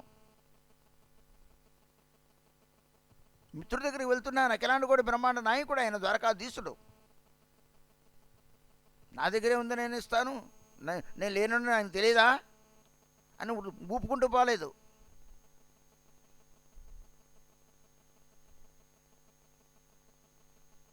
పరమ ప్రేమ హృదయంతో వెళ్ళాడు. అక్కడక్కడ భిక్ష చేసుకొని తాను తినకుండా అటుకులు తీసుకెళ్ళాడు. ఏమండి మీరు తినండి అటుకులని పక్కన ఒకటి పెట్ల ఆ భార్యామణి. నా భర్త వెళ్తున్నాడు భగవంతుడి దగ్గరికి, నా భర్త నడుచుకుంటూ వెళ్తాడు, మరి అంత దూరం పెరంబదూరు నుంచి పూర్వందర్ నుంచి ద్వారకా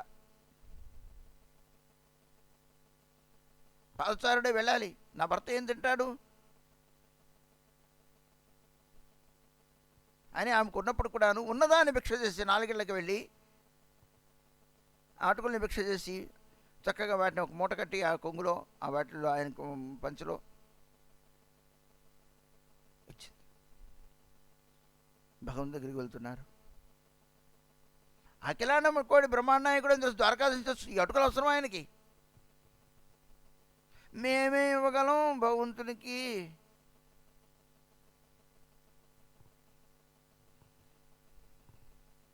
మన ఉపన్యాసంలో అన్నారుగా నువ్వేమిస్తావని, అందుకని నువ్వు ఆడుచుకుంటూ వచ్చాను. కొందరు అటుకులు ఇష్టపడటానికి ఇంక అటుకులే, ఇంకే ఎవరు వాళ్ళకి అర్థమైంది అది. ఏ జీడిపప్పులు తిండా కృష్ణుడు పెడితే ఆయన ఏదో భిక్షాటనలో లభించిన దాన్ని పట్టుకెళ్ళాడు, ఆయనకి నీకు సంబంధం అటుకులు తింటాట. అబ్బో జీడిపప్పులు తిండా ఏంటి ఆయన, జీడిపప్పులు నువ్వు తింటావు. ఎంత నీచమైన మనసులో మనం అయిపోయామో అర్థం కావట్లేదు. ఆయన వెళ్ళి ప్రతిఫలాన్ని కోరలేదు. భగవంతుని చూచాను, ఇవ్వడానికి సంకోచించాడు. పట్టుకొచ్చిన మాట వాస్తవమే. ద్వారకాధీశుడికి ఈ అటుకులు తింటాడో తిండడో. ఆయనలో ఎంతో దైన్యం, వినయం, ప్రేమ ఒక పక్క. భగవంతుడు అర్థం చేసుకోవడని కాదు, తాను సిగ్గుపడుతూ ఉన్నాడు. బంగారు భవంతిలో ఉంటాడు, హంసతులిక పాన్పు మీద పడుకుంటాడు. లక్ష్మీదేవి స్వయంగా సేవ చేస్తుంది. అఖిలాండకోటి బ్రహ్మాండ నాయకుడు ఇస్తూనే చాలా దైన్యాన్ని పొందుతూ సిగ్గుపడుతూ, మనం ఇలా ఇచ్చేది 1000 రూపాయలు కానీ న్యూస్ పేపర్ తెరిచినట్టు తెరుస్తాం. మొహం ఇంత పడుతుంది, నేను ఇచ్చాను, లేదా మొహం ఇలా ఉంటుంది, నోట మన మాట రాదు.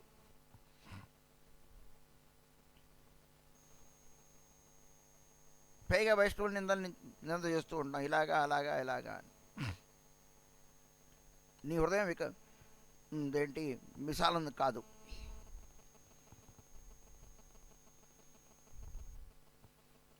ఇచ్చేటప్పుడు శ్రీయాదేయం అన్నారు. సిగ్గుతో ఇవ్వు. నేనంతరవాణి ఇవ్వడానిక నువ్వు ఇవ్వాలి. నేను ఇచ్చేవాడినా?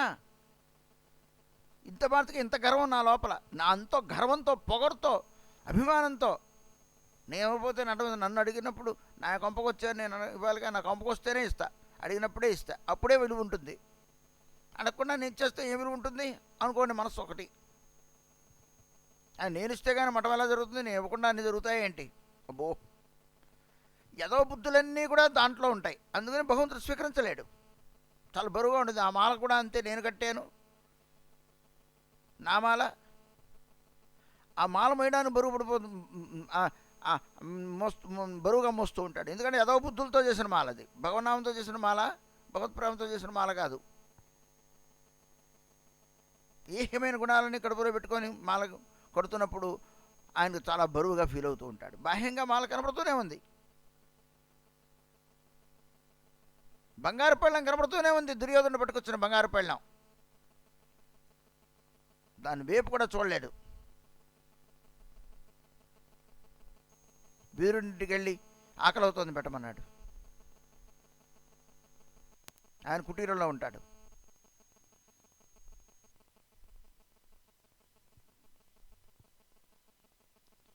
చెల్లి ఆకలి అవుతుంది అన్నం పెట్టమంటాడు. అడవిలో ఉంటే అక్షయపాత్ర కడిగేసి బోలించిన అక్షయపాత్ర దగ్గర నుంచి ఏదో తిని చాలా తృప్తిపడ్డానంటాడు.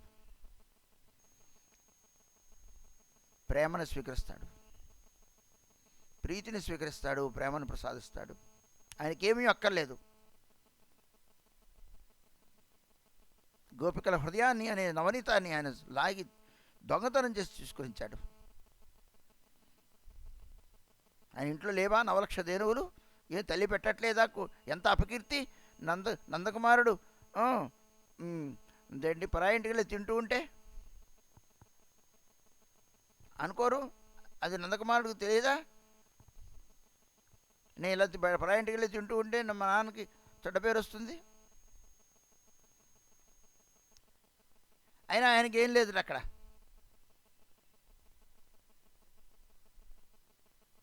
ఎవరి హృదయాన్ని స్వీకరిస్తాడండి?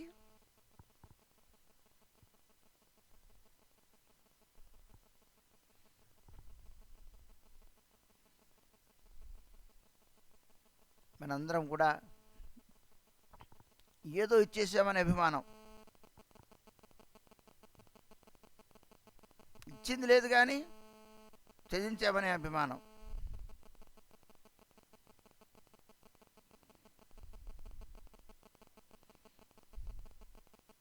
కూర్చోడు నాకేం ఇవ్వలేదు అనుకోలేదు భగవంతుడు. నాకు ధనాన్ని ఇచ్చినట్లయితే నేను భగవంతుని యొక్క స్మరణం నుండి వంచితున్నైపోయానని ఈయన కోరలేదు. ఇలాంటి భక్తులకి నేను అది ఇవ్వను అనుకున్నాడు. ఆయన ముందే చెప్పాడు, నా ప్రేమ కలిగిన వాళ్ళకి నేను ఇవ్వలేను. భార్య మనసులో కోరుకుంది, కష్టాల్లో ఉన్నాము, భగవంతుడు ద్వారకాధీశుడు ఆయన కరుణ ఉంటే మనకు బాగుంటామని. తప్పులేదు, ఎందుకంటే ఆవిడికి తినడానికి కూడా లేదు. అలాంటి దుఃఖమైన జీవితాన్ని ఆమె అనిపిస్తున్నది. ఎందుకంటే తల్లి బిడ్డలకి పెట్టలేకపోతుంది. 27 మంది పిల్లలు ఉన్నారు. ఆవిడ బాధపడడంలో అర్థం ఉంది. భర్త భాగవతోత్తముడు, ఎవరిని యాచించలేడు, చెప్పులు కొట్లు పట్టలేడు మనకులాగా.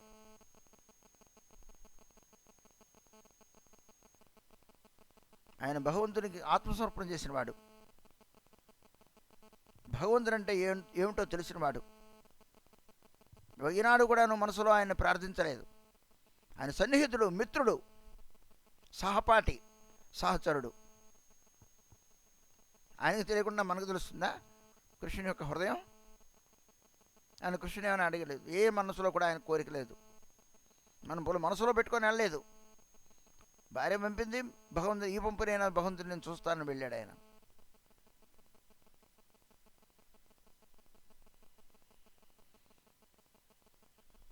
కాబట్టి ఆయన ఆలింగన సుఖాన్ని ఇచ్చాడు. ఆయన పాద సమ్మానం చేశాడు. ఆయన రుక్మిణితో పౌలించే పవనం మీద కూర్చోబెట్టాడు. ఆయన నీటి మీద జల్లుకున్నాడు.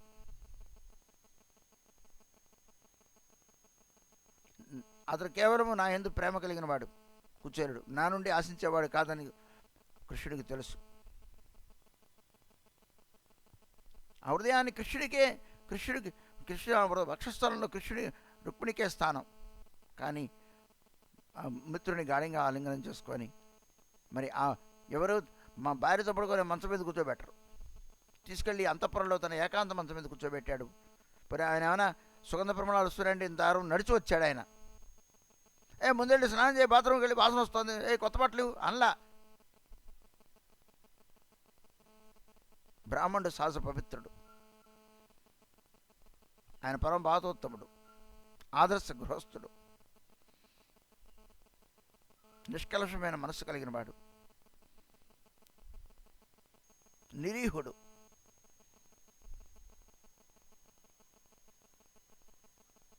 భగవంతుడు పరుగున వెళ్ళి ఆలింగనం చేసుకున్నాడు.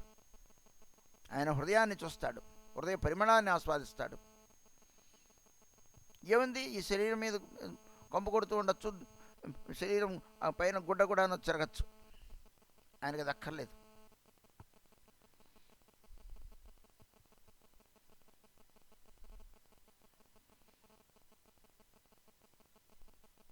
అంతటి భగవానుడు ఎంతటి వాడంటే ఆయన కరుణ కానీ, ఆయన హృదయం కానీ, ఆయన హృదయ విశాలత్వం కానీ మనకు అస్సలు లేదండి. మనకు మాట్లాడడానికి మనకు అసలు అర్హత లేదు, ఆలోచించడానికి. మరి ఆయన ప్రేమను పొందాలంటే నేను అంత విశాలత్వాన్ని నా దగ్గర కూడా ఆయన చూస్తాడు. ఇంత విశాలత్వంలో ఉందా? అప్పుడు కదా నేను ప్లీజింగ్ అయ్యేది. ఆయన ప్లీజ్ చేసే గుణం నా దగ్గర ఏమున్నది?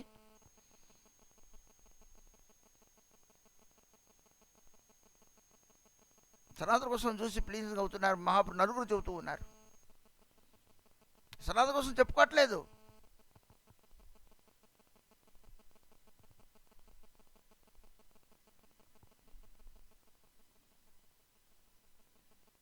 ये चे पर दुखी के हो नहीं यार, कृपारो समुद्रो की बा जगते अपार.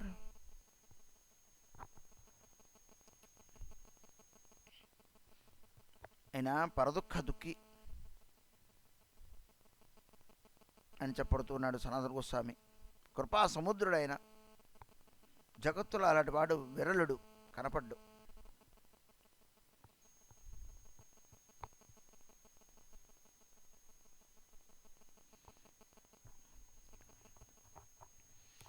వాంఛాకల్పతరుభ్యో చ పతితానాం పావనేభ్యో వైష్ణవేభ్యో నమో నమః.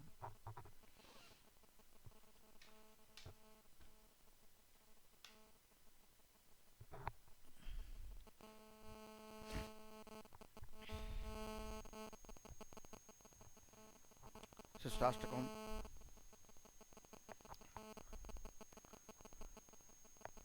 తృతీయ శ్లోకాన్ని మనం ఆస్వాదన చేయబోతూ ఉన్నాం.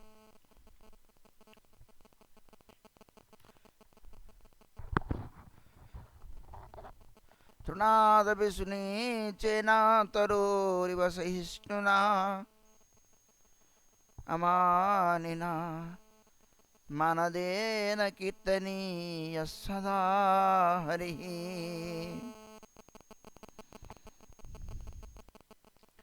శ్రీకృష్ణ కీర్తనే యది మానస तुहार परम जातने तही लबो अधिकार. श्रीकृष्ण कीर्तन यदि मानस तुहार परम जतने तही लबो अधिकार. భక్తుని ఠాకుల వారు షష్టాష్టక తృతీయ శ్లోకాన్ని ఆయన వ్యాఖ్యానిస్తూ కీర్తన రూపంలో మనకు అందించారు.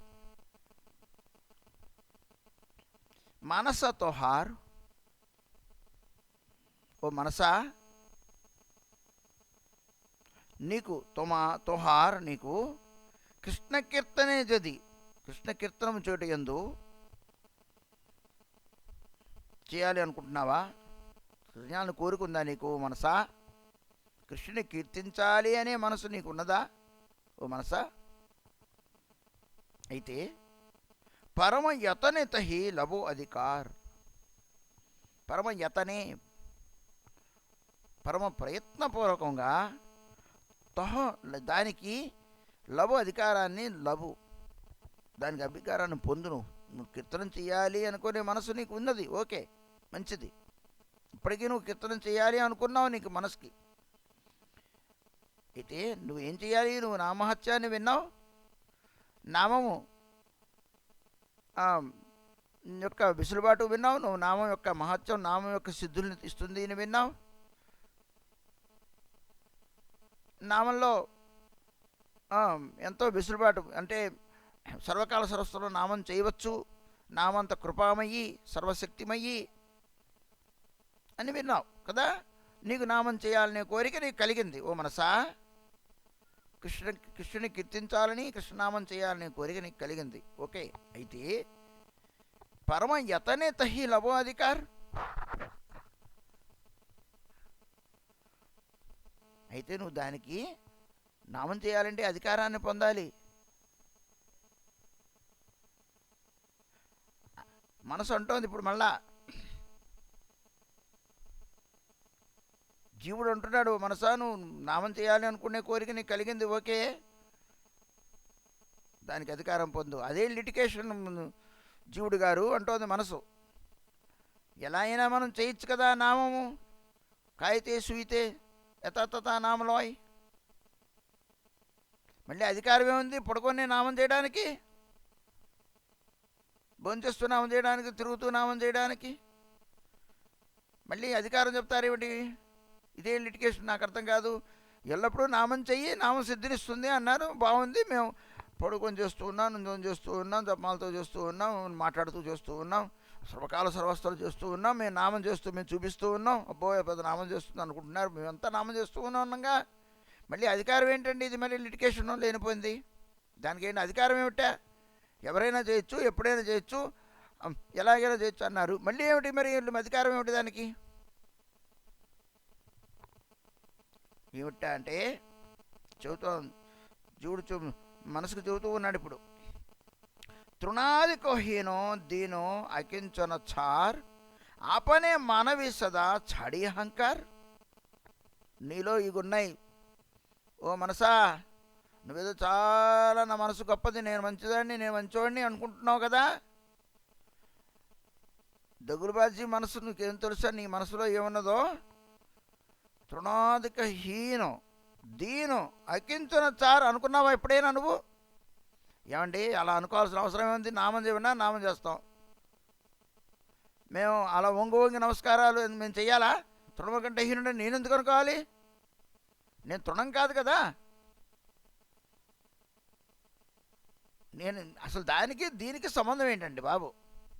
తృణమ కంటే హీనుడని నేను అసలు ఆ మాట ఎందుకు అనుకోవాలి? నేను అసలు ఎందుకు ఆ మాట నామం చేయడానికి? దానికి మళ్ళీ ఎందుకు లింకు? మెల్లగా మమ్మల్ని నామం ఇచ్చారు, నామం శక్తివంతం, నామం చేసుకోని ఎలా అయినా పడుకొని నేను పడుకొని చేస్తాను, పడుకొని జమ్మాలతో చేయడం మొదలెట్టావు. సరే ఫోన్లే కాదులే ఎలాగో చేస్తోంది అని అనుకున్నాడు గురువుగారు. మరి నామం చేస్తున్నావా? మరి అక్కడేదో అవలక్షణం చూసి మరి ఇలా ఉంది అంటే అదేంటి గురుగారు మీరు ఎలా అయినా చేయొచ్చు అన్నారు కదా. తృణం కంటే హీనుడిగా ఉండు అంటే కోపం వచ్చేస్తుంది. నేను అసలు ఎందుకు ఉండాలి గురుగారు? అది వదలైపోతుంది.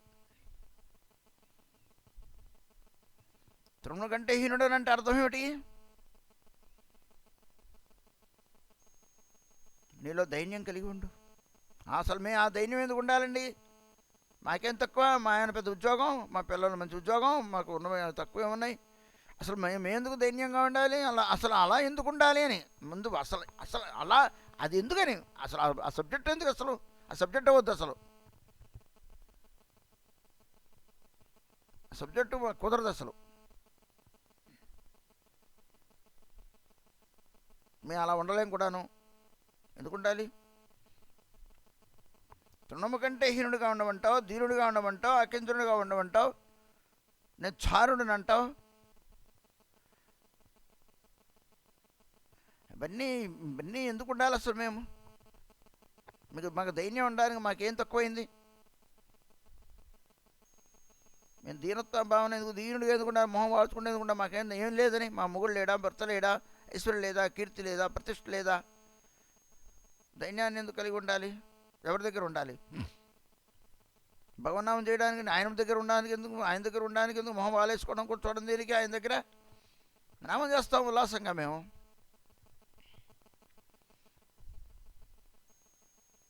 నువ్వు అకించనుడవవు, దీనుడవవు, ధైర్యాన్ని కలిగి ఉండు. అందరికంటే నేను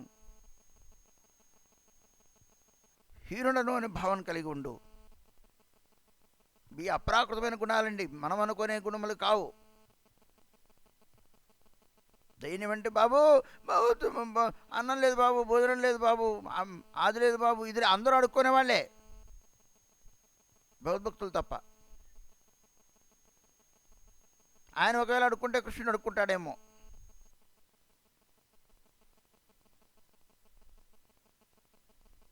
ఒక వ్యాపారం చేసేవాడు, వాడు ఇండైరెక్ట్గా 10 రూపాయల సామాను 12 రూపాయలు చెప్పట్లా, వాడు 2 రూపాయలు వ్యాపారం చేస్తున్నట్టు మెహర్బానీగా కూర్చున్నాడు తప్ప. కానీ ఇంకొకటి దగ్గర నుంచి 2 రూపాయలు అడుగుతూనే ఉన్నాడు.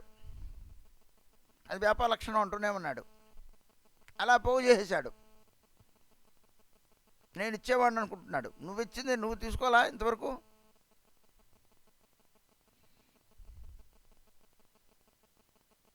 నువ్వు ఇస్తున్నావు అంటే ఈనాడు నీకు ఇచ్చాడు ఒకనాడు, ఒకరి నుంచి నువ్వు లాగావు ధనాన్ని. లేదంటే కష్టపడి ఉద్యోగం చేస్తున్నావు, వాళ్ళు డబ్బులు ఇస్తున్నారు, అది నీ అహంకారం కారణమైంది. నువ్వు భగవంతునే మర్చిపోయావు ఆ డబ్బులతో.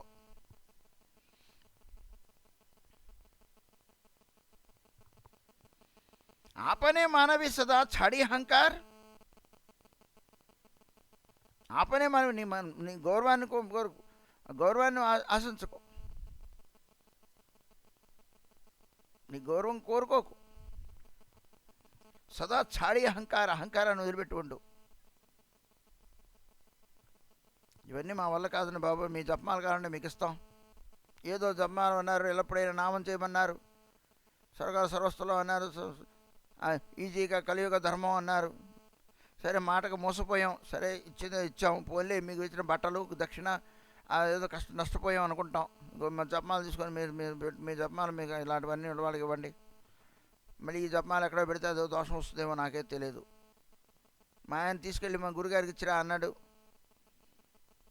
లేకపోతే అక్కడ తులసి మొక్క దగ్గర ఎక్కడ పెట్టొస్తాను.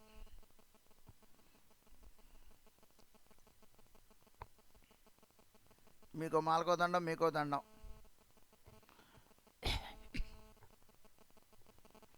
వృక్ష సమక్షమా గుణం కొరవి సాధన్, ప్రతిహింస త్యజి అన్యే కొరవి పాలన్.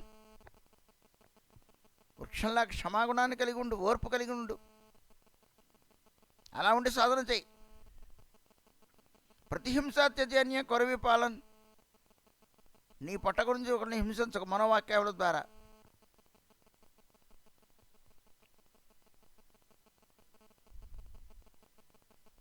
ఇతరుని నీకున్న దాంట్లో ఇతరుని కాపాడుతూ ఉండు, నీకు ఇస్తే ఉండు. అదేంటండి నా భర్త చేయమన్నారు తప్ప కానీ మేము పిల్లలు కూడా బెచ్చం పెట్టని అనుకుంటూ ఉంటారు, పక్కనోడికి కూడా ఏం వేయను. అదేదో భక్తి. మా గురుగారండి భగవత్సేవ చేయమన్నారండి, భగవత్సేవ చేయమన్నారు అంతే తప్ప కానీ లేనివాడికి మేము పెట్టొద్దని అనలేదా? ప్రభుపాదుల వారు ఒకనాడు పూరీధామ నుండి సాక్షిగోపాలు వెళ్తున్నప్పుడు కొందరు గృహస్థ వైష్ణవులందరూ కూడాను ఆయన ఫాలో అయ్యారు. ఎక్కడో గుడి దగ్గర అక్కడ ఏదో యాచకులు ఉంటారు, అబ్జర్వ్ చేస్తున్నారు ప్రభుపాదుల వారు. ఒక్కడు కూడా తీసి డబ్బులు పెట్టలా. ఆయన తిరుగు మార్గంలో దగ్గరకు చెట్టు కింద కూర్చోబెట్టుకొని తత్వం అంతా చెప్తారు. వాళ్ళకేమిటి, భగవత్సేవ భక్తులం కదా, మన భగవంతుడి సేవనే వెళ్ళాలి తప్ప అది వేస్ట్ అనుకుంటున్నాడు అనమాట. అక్కడ డిబ్బీలో డబ్బు వేయడం, బిచ్చగాడికి 10 రూపాయలు వేయడం. 10 రూపాయల వారు తల్ల పండేలాగా వేయడం, అదేంటి మొహం ఉబ్బేలాగా బాధలు పెట్టారు. మనకు ఇది తెలియదు. ఎక్కడొక్కడ నేను డబ్బులు ఇస్తానండి, వాడు మందు కొడతాడు కదా అండి, అందుకే నేను ఇవ్వనండి.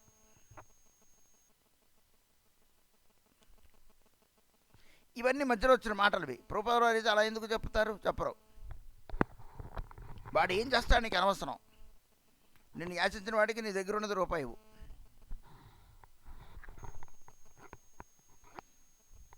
ఒకసారి ప్రభుపాదుల వారు తమ శిష్యులందరితో పాటు వెళ్తున్న ఒక చోట ఆగారు. గ్రామానికి వెళ్ళాలి. ఆ గ్రామానికి వెళ్ళేటప్పుడు శిష్యులందరితో కూడా నడిచే వెళ్ళాలి. అందరూ పాఠశాలలో వెళ్ళారు. అక్కడ ఏదో కార్యక్రమం అయిపోయింది. తిరుగు ప్రయాణంలో వస్తున్నారు నడుచుకుంటూ. ప్రభుపాదుల వారు ముందు నడుస్తూ ఉన్నారు, శిష్యులు వెనకాల వస్తూ ఉన్నారు. అక్కడ ఒక గుడిసెలో ఒక ముసలావిడ గారు ఉన్నారు. మహానుభావుడు సన్యాసి మహాశయుడు శిష్య బృందంతో వెళ్తున్నారు, సంకీర్తన చేసుకుంటూ. ఆయన చూసి ఆదానలంబిత భుజుడు మహాదివ్యమైన జ్యోతిస్వరూపుడు ప్రభుపాదుల వారు ఆ వృద్ధురాలు, ఆ కుటీరంలో వృద్ధురాలు తనకున్నది ఏదో ఒక నిమ్మకాయ తీసుకొచ్చి ఇవ్వబోతూ ఉంటే ఇంతలో ప్రభుపాదుల వారు ముందుకు వెళ్ళిపోయారు. వెనకాల గురుగారు ఎదురుకుండా పాపం తాను దైన్యంతో తన నిమ్మకాయని తీసుకుంటారో లేదో, తన ఇంట్లో పడే నిమ్మకాయ అది 3 నిమ్మకాయలు 4 నిమ్మకాయలు ఆ చెట్టుని కొచ్చుకొని చటకమని బయలుదేరి వచ్చినప్పటికల్లా ఆయన పాసివే, ఆయన వెళ్ళిపోయారు. మన ప్రభుపాదుల ముందుకు నడుచుకుంటూ బడిబడిగా. సరే శిష్యులందరూ నడుస్తూ ఉన్నారు. గురువుగారికి నిమిత్తం పెద్దల దగ్గరికి ఎదురుపడి వలయంగా, అందుకని వెనకాల శిష్యులు ఉంటే వాళ్ళకి మనం అయ్యా ఇక తీసుకోండి భిక్ష గురువుగారికి ఇవ్వండి అంటూ ఉంటాం జనరల్గా. పాపం ఆవిడ గారు పాపం అక్కడున్న వెనకాల ఒక ఈ బృందంలో ఒక ఆయన్ని చెబితే తాత్సల్యమైన బుద్ధితో ముందుకు వెళ్ళిపోయాడు. ప్రభుపాదుల వారు అంతర్యామి. కొంత దూరం వెళ్ళిపోయిన తర్వాత ఆయనకి అర్థమైపోయింది, ఆయనకు తెలిసింది. తిరిగి మళ్ళీ ఆవిడ దగ్గరకు వచ్చి ఆవిడ భిక్షను స్వయంగా స్వీకరించి తీసుకొని వెళ్ళారు. మనకు అక్కడ హృదయం కనపట్లేదు. ఆవిడ ప్రభుపాదుల వారికి తన దొడ్లో పడింది, బీదరాలు వృద్ధురాలు ఆ కుటీరంలో ఉంటోంది, తనకున్న దాంట్లో తను తొట్టుకున్న నిమ్మకాయల్ని ఇస్తోంది. నువ్వు వాడిని తక్కువ చూపులో చూడడం దేనికి? అంటే బస్తా నిమ్మకాయలును బస్తాడు ధాన్యమో లేకపోతే బస్తాడు నోట్లో ఇవ్వాలా, నాణాలు ఇవ్వాలా? అది భిక్ష కాదా? ఆవిడ హృదయానికి అది ఆవిడ తగ్గింది అది, ఆవిడకున్నది అది. ఆవిడ హృదయం గొప్పది, ఇవ్వాలనుకుంది సాధు మహాత్ములకు, తనకున్న దాంట్లో తను పెట్టింది. ఆయన వెనకాల వచ్చి తీసుకొని వెళ్ళారు వాటిని. ఆవిడ హృదయాన్ని గ్రహించగలిగారు, స్వీకరించారు. సాధువు ఎప్పుడు అలాగే ఉంటాడు. ఆయన 10 రూపాయలు ఇచ్చేదానికి నేనేమో 10 రూపాయలు లీటర్ ఉపయోగించుకొని నీ దగ్గర రావాలా? నేను నీ 10 రూపాయల గురించి కొందరికి ధనం ఉంటుంది, కానీ 10 రూపాయల కంటే ఎక్కువ ఇవ్వరు అనుకోండి. కాసేపు వాడిదే అనవసరం. నాకు 10 రూపాయలు ఇస్తుంది, అంతవరకే నాకు గొప్ప, అంతవరకే నేను ఆలోచించాల్సిన విషయం. వాళ్ళు ఎలా ఆలోచించారని దేవుడు చూస్తాడు. నేను చేయి చాచడానికి వచ్చాను, నాకు ఎంత వస్తుందో తీసుకుంటాను, అంతే.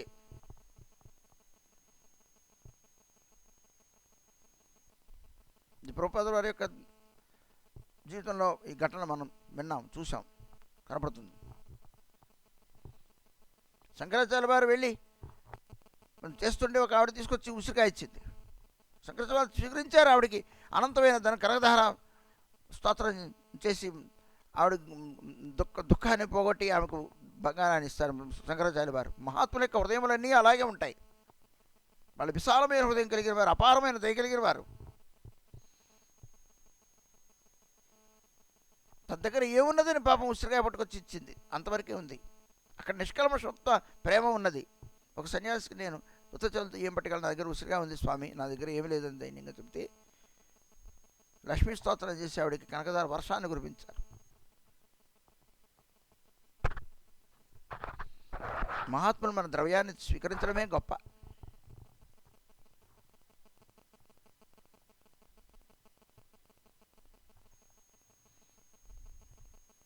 బోధారం చేయాలి అంటే ఎన్నో లక్షణాలు, గుణాలను మనం ఆర్జించాలి. బోధారం చేయడం, నామం చేయడం అంటే కూర్చొని ఊపడమా?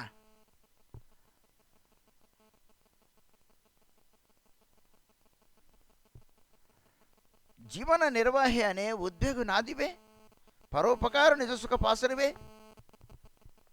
ఇవన్నీ కూడా మనకు కనపడే లక్షణాలన్నీ కూడాను బాహ్యమైన లక్షణాలు మనకు కనపడుతున్నాయండి. అవి భగవద్గీతంలో కావాల్సిన లక్షణాలు ఇవన్నీ. మనందరం భగవద్భక్తి ఉంటే చాలు, దేవుడికి పూజా పునస్కారం ఉంటే చాలు,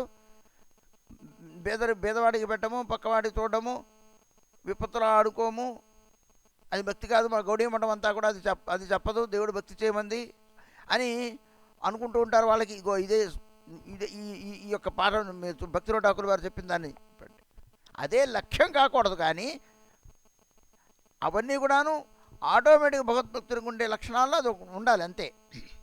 నేనేదో పువ్వులు కొంటున్నప్పుడో, లేదా కూర కొంటున్నప్పుడో, వస్తువు కొంటున్నప్పుడో పక్కనే కూడా చేయి చాచాడు.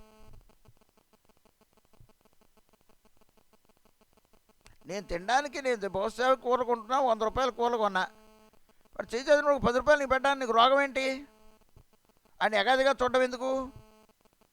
వాడు లేనివాడు కాబట్టిగా చేయి చాచింది. నీ సొమ్మేం పోయింది, నువ్వేం సంపాదించావు? వాడికి ఇవ్వడంతో వాడు సంతోషపడి వెళ్ళిపోతాడు కదా. నీ దగ్గర 100 రూపాయలు కొన్నావంటే నీకెవడో ఇచ్చిందేగా, నువ్వేం పుట్టకదేనా, నువ్వు డబ్బుతో పుట్టలేదుగా. ఆ ఇచ్చినంత మాత్రం నాకంటే భక్తి ఏమైనా తగ్గిపోతుందా, లేదా నష్టమైన వస్తుందా? కుళ్ళు బుద్ధి పట్టుకుపోతుంది లోపలుంది.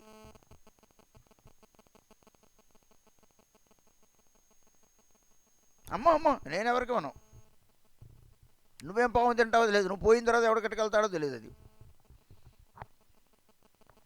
జీవన నిర్వహణ అనే ఉద్వేగనాదివే. నువ్వు బతకడానికి ఇంకోళ్ళని బాధ పెట్టకు. ఇవాళ మనకు అదే కనపడుతుంటుంది బాగా అన్ని యాంగిల్స్లో.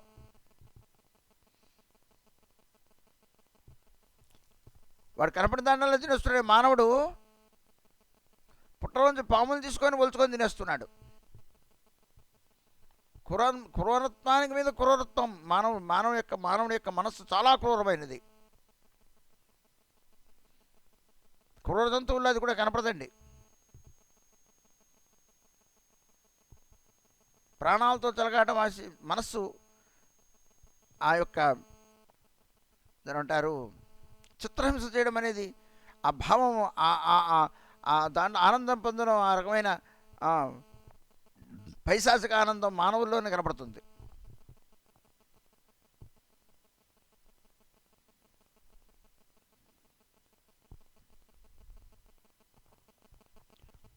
జీవన నిర్వహే అనే ఉద్వేగం నాదివే. నువ్వేదో బతకడం గురించి ఇతరులను నువ్వు ఉద్వేగాన్ని చేయకు, ఇతరుల్ని బాధ పెట్టకు, ఇతరుల్ని హింసించకు. పరోపకారే నిజసుఖపాశ్రమే. నువ్వు నీ సుఖాన్ని తక్కువ పెట్టుకొని, నీ సుఖాన్ని కాస్త మరచి, నీ సుఖాన్ని వదిలేసుకొని పరులకు సుఖాన్ని ఇవ్వు. పరులకే పాటుపడుకు అంత. అదేంటండి నామం చేయడానికి పరులకు పాటుపడడానికి నేను సంబంధం ఏముంది?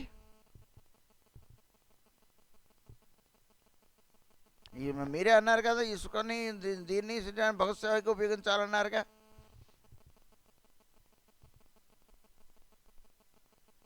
మనకు భగవదారాధనలో ఉన్న మెలకువలు తెలియవండి. నీ ఎదురుకుండా ఒకడు బాధపడుతుంటే వాడికి భోజనం పెట్టవా? వాడికి కాస్త ఆదుకోవాలన్నా మనసు కనీసం లేదా? నీకున్న దయార్థ హృదయం లేదా? సాటి మానవత్వం నీ దగ్గర లేదు. నువ్వు భక్తి ఏం చేస్తావు? ఎలా వైష్ణవుడు అవుతావు? నీకు అసలు మనుష్యత్వమే లేదు, మానవత్వమే లేదు, నీ కులధర్మమే లేదు, నీకు బ్రాహ్మణత్వమే లేదు, నీకు వైశ్యత్వం లేదు, వైష్ణవత్వం క్షత్రియత్వం లేదు, నీకు ఉండవలసిన గుణాలు నీకు లేవు. నువ్వు వైష్ణవుడు అనుకుంటావు. దీనికి అతీతమైంది అది భక్తుడు అనుకుంటావు. ప్రేమ అని 10 సార్లు వలవేస్తూ ఉంటావు. కనీస ధర్మం లేవు. నీ వ్యక్తిగా ఉండవలసిన సమాజంలో ఉన్నప్పుడు నీకు ఉండవలసిన కనీస లక్షణాలు నీకు ఉండాలి.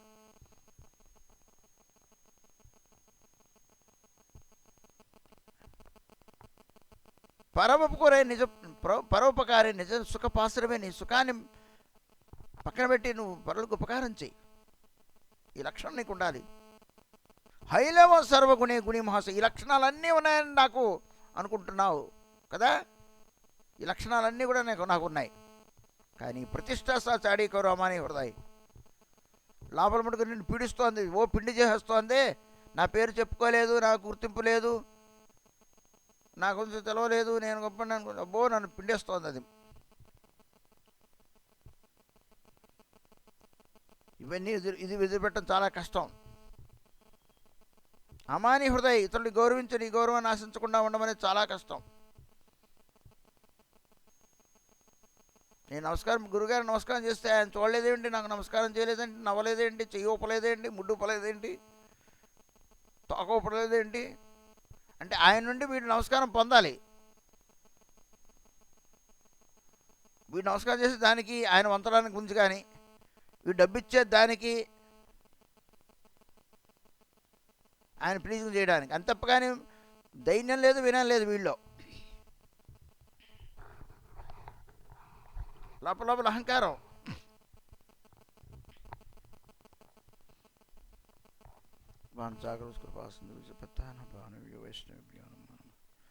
నామనామకారి బోధానే సర్వశక్తి తత్ర అర్పితానిమిత స్మరణేన కాలహేతాదృశీ తవ కృపా భగవన్ మమాపి దుర్దైవం ఈదృశమిహాజనినానురాగః తుదయాసాగర తరాయితే ప్రాణి నామనేకాతుః शिकाओलियानी सकल स्याकती दे नामे तुहारा ग्रह निराखली नाही काला विचारा श्री नाम चिंतामणि तुहारी समान विश्वे बिलावली करुणा निदान तु आदयाई चना परामउदारा अतिशय मंदनाथो भाग्यो हमारा नहीं जनमला नामे अनुराग मोरा भक्ति विनोदा चित्ता दुखे विभोरा राधां स्नात विभूषतां व्रजपया होतां सखीभिः पर्येतद्गेः वितानपाकरचनां कृष्णावशेषासनां कृष्णं बुद्धमाप्तदेवं सुतरां निर्व्यूढगोदोहनं सुस्नातं कृतभोजनं साचरितां च ततं चाश्रये राधा स्नाता विभूषिता श्रियासोदसमाहुता सखी संगे तद्गृहे गमाना तथा पाकविराचन श्रीकृष्णावशेषासन मध्ये मध्ये दुहारो मिलाना कृष्ण निद्रा परिहरि गोष्ठे गोदोहना करी स्नानासन सहचर संगे ये लीला चिंता करो नाम प्रेम करो करो प्रते भक्त जन संगे रंगे ये लीला चंतुआर करो संकीर्तना अचिरे पाइवे तुम्हें भाव बुद्धि पनारिहराय नमः कृष्ण यादवाय नमः यादवाय माधवाय केशवाय नमः गोपाल गोविंद राम श्री मधुसूदन।